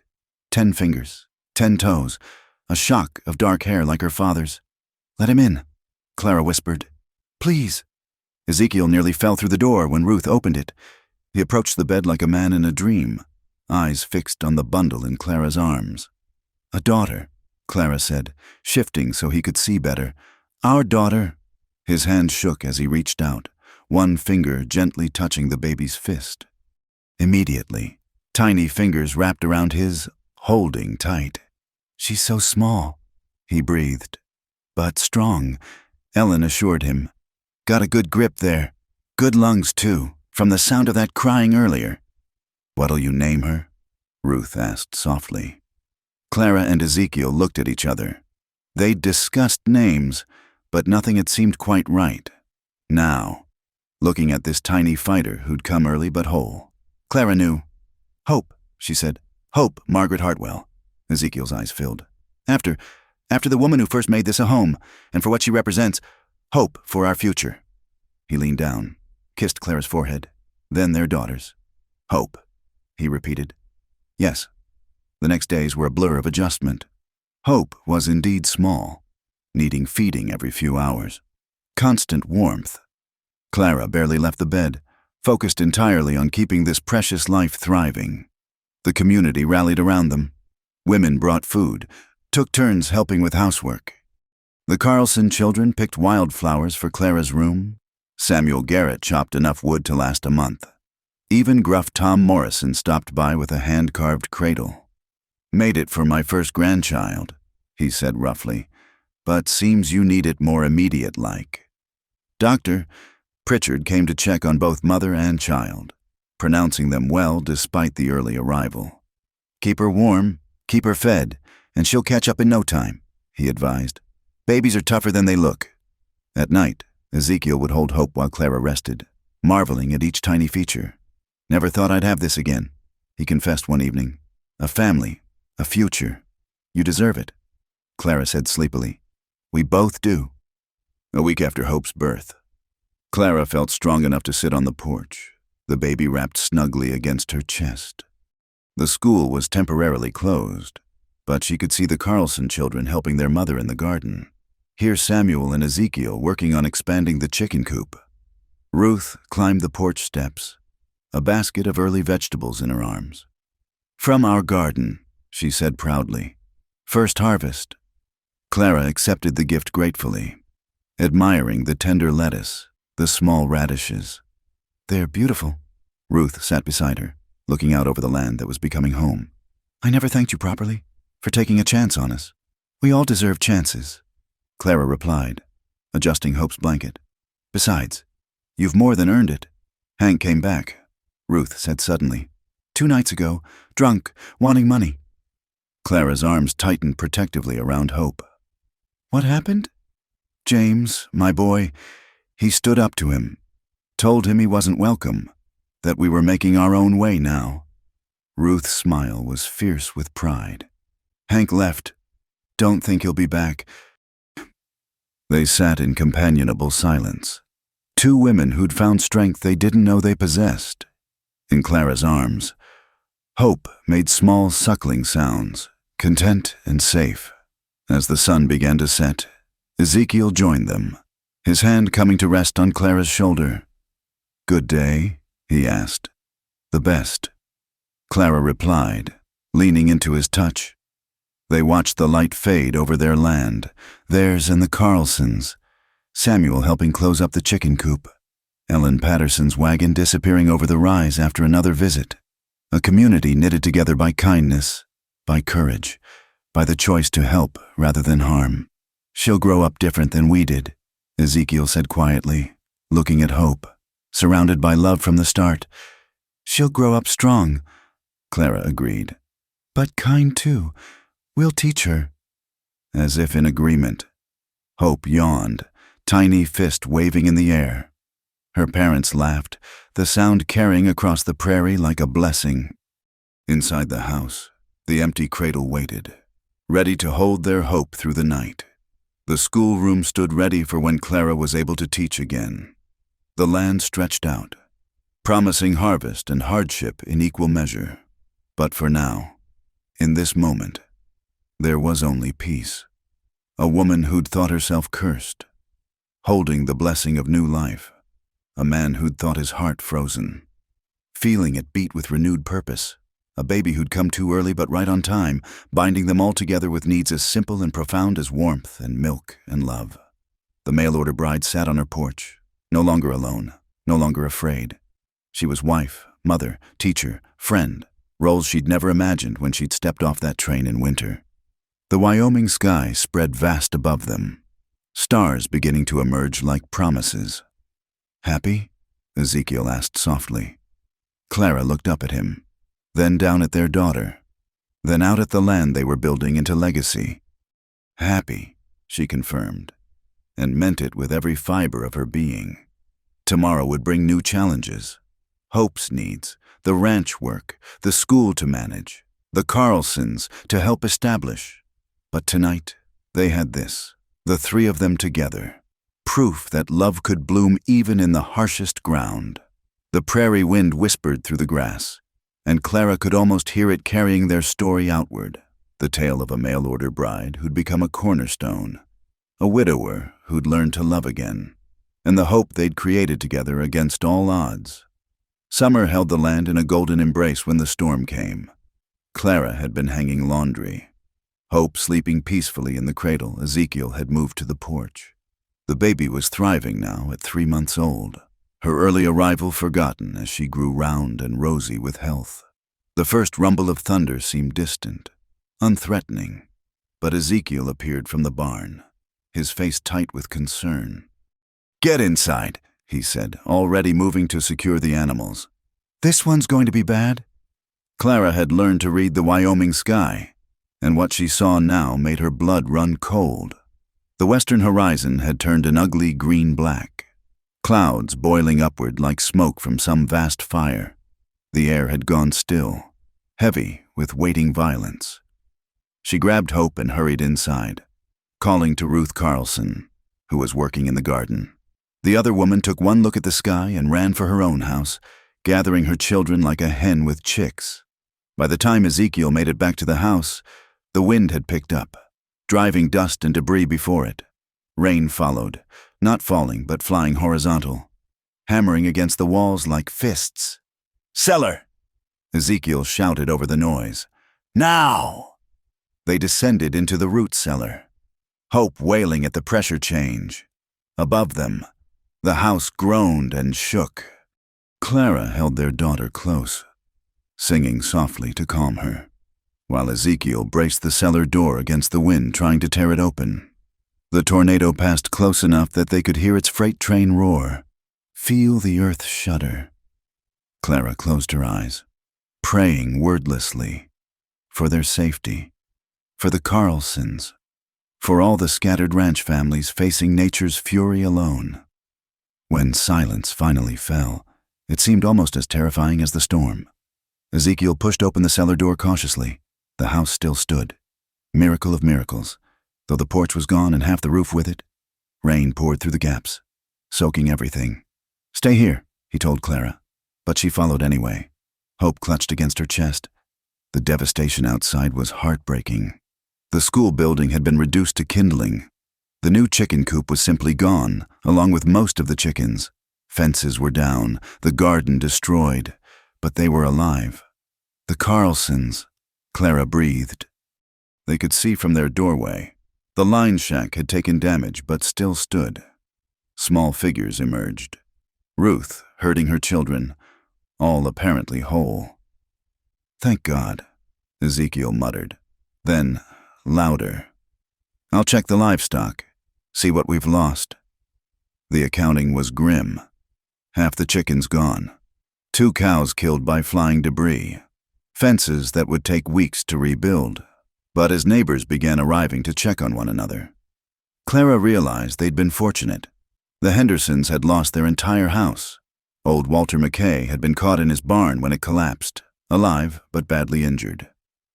The storm had cut a swath of destruction across the county, leaving families homeless, crops destroyed, lives shattered. "We help each other," Ellen Patterson said firmly, organizing the response with her usual efficiency. "That's what we do out here." What followed was a summer unlike any Clara had experienced. The comfortable routine of ranch life gave way to constant motion, rebuilding, replanting, sharing what they had with those who'd lost everything.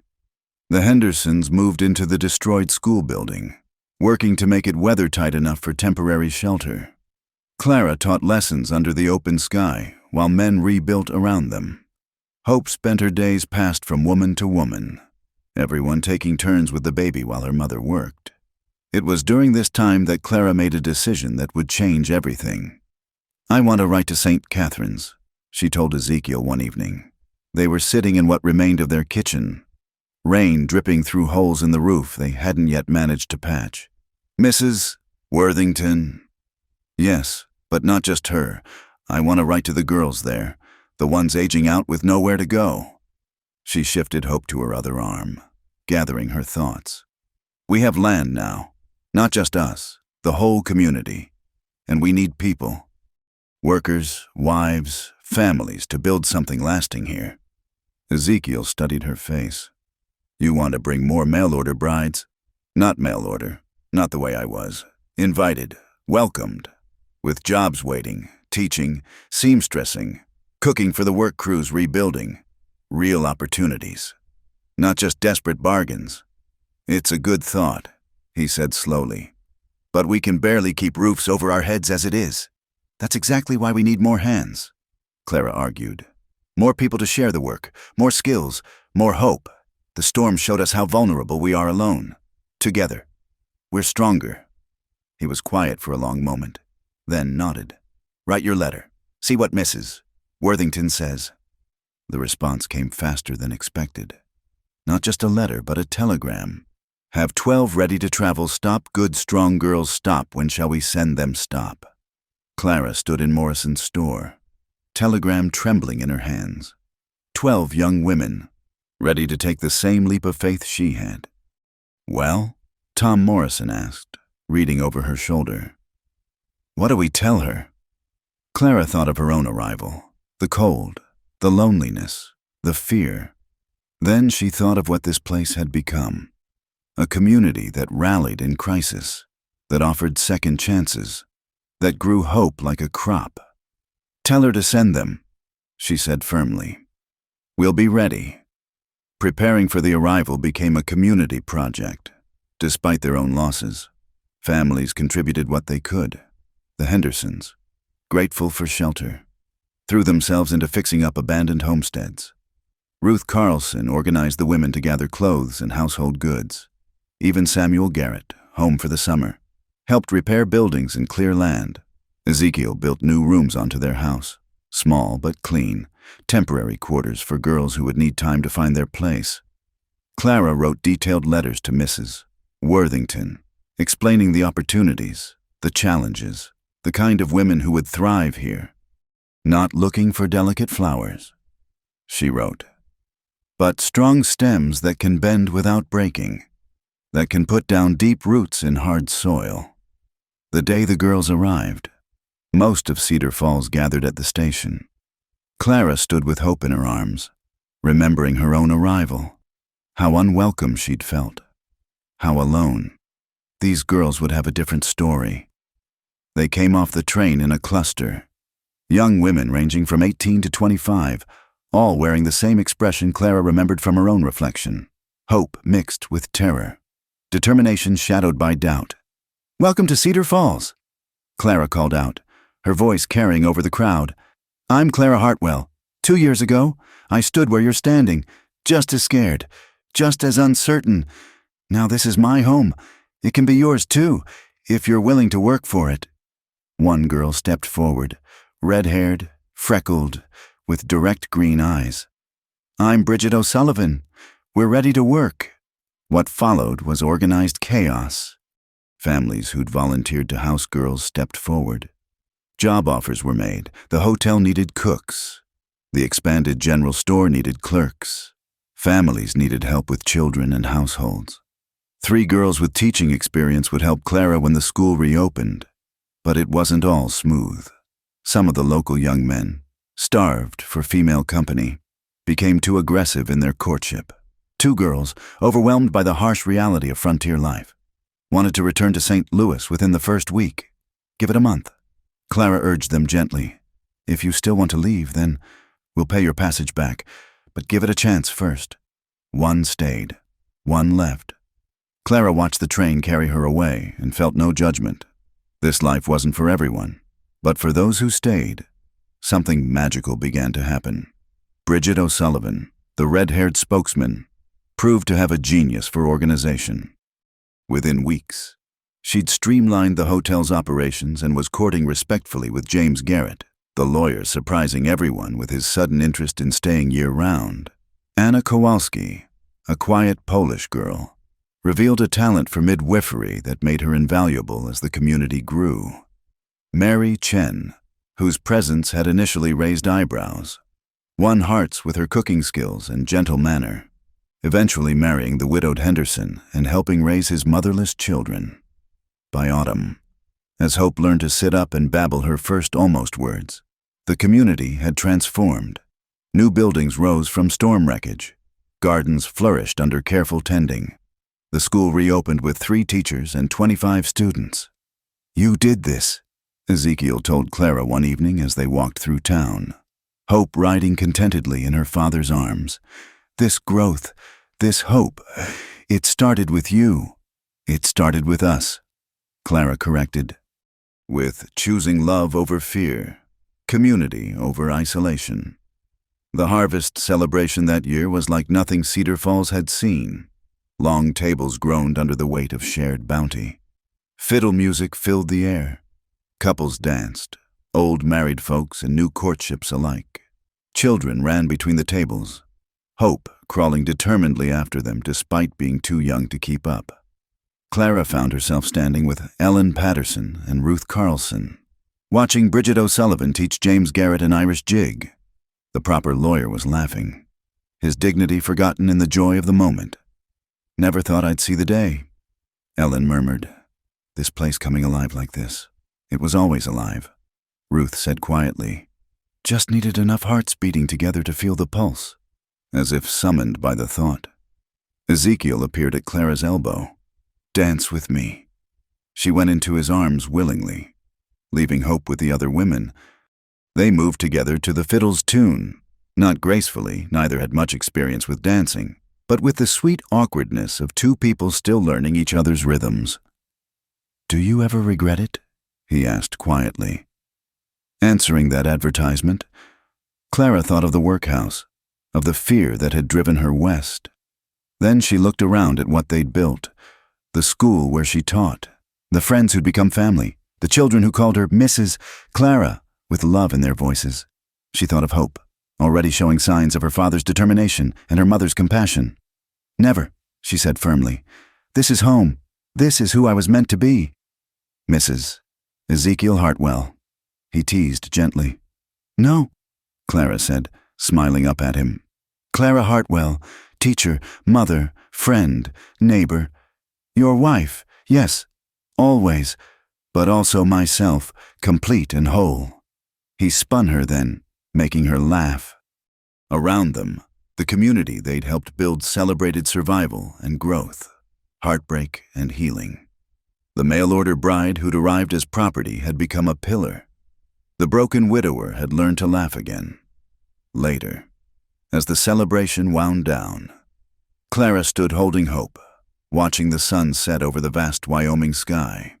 The baby pointed at everything, babbling excitedly, already eager to engage with the world around her. "What do you see, little one?" Clara asked. "Do you see how beautiful it is? How full of promise?" Ezekiel joined them, his arm coming around Clara's waist. "What are you thinking?" "About circles," Clara said softly. "How I came here running from death, only to find life. How you were frozen in grief, only to thaw into joy. How this harsh land that takes so much also gives so generously to those who dare to love it." "Getting philosophical on me, Mrs. School teacher?" She laughed. "Maybe, or maybe just grateful." As stars began to appear in the darkening sky, families made their way home. The new girls from St. Louis walked in groups, no longer strangers but neighbors.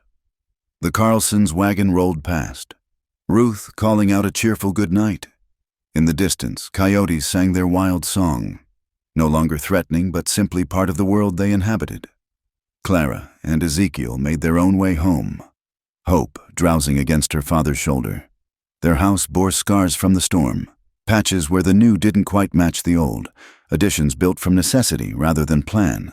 But it was theirs, earned through trial and consecrated by love. As Clara tucked Hope into her cradle, the baby reached up, patting her mother's face with one chubby hand. In that touch was trust absolute, love unconditional, everything Clara had traveled so far to find. "Sleep well, little Hope," she whispered. "Dream of all the wonders waiting for you." Downstairs, Ezekiel was banking the fire, securing the house for the night. Simple acts, domestic and dear. Clara paused at the top of the stairs, watching him. This man who'd taught her that love could be quiet as well as passionate, steady as well as exciting, healing as well as thrilling. He looked up, caught her watching, and smiled.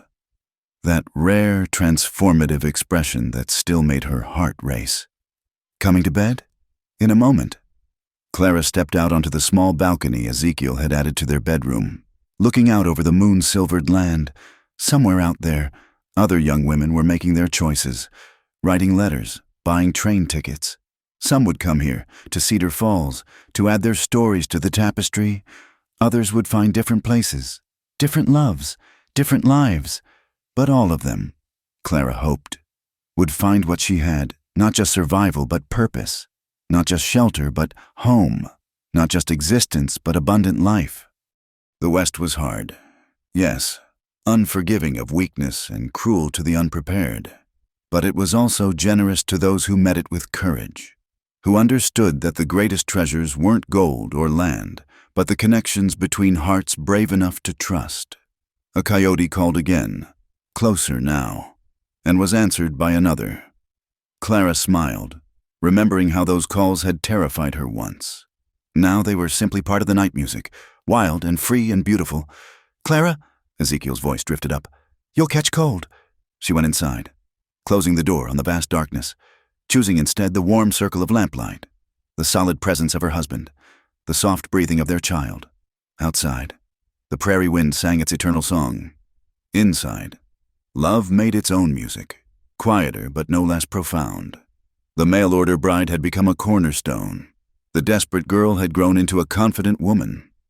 And in the harsh beauty of Wyoming territory, she'd learned the greatest truth of all, that home isn't a place you find but something you build, one choice at a time, one day at a time, one love at a time. As sleep claimed her, Clara's last thought was a prayer of gratitude for the journey that had brought her here, for the man sleeping beside her, for the child in the next room, for the community beyond their walls. She'd risked everything on a letter and a promise, and in return had received abundance beyond imagining. Tomorrow would bring new challenges, always did. out here where life and death dance so closely together. But tonight, in this house built by love and determination, all was well. The treasure of the frontier slept safe in rough hands that knew her worth, and the morning would find them ready for whatever came next. Together. Always together. The end.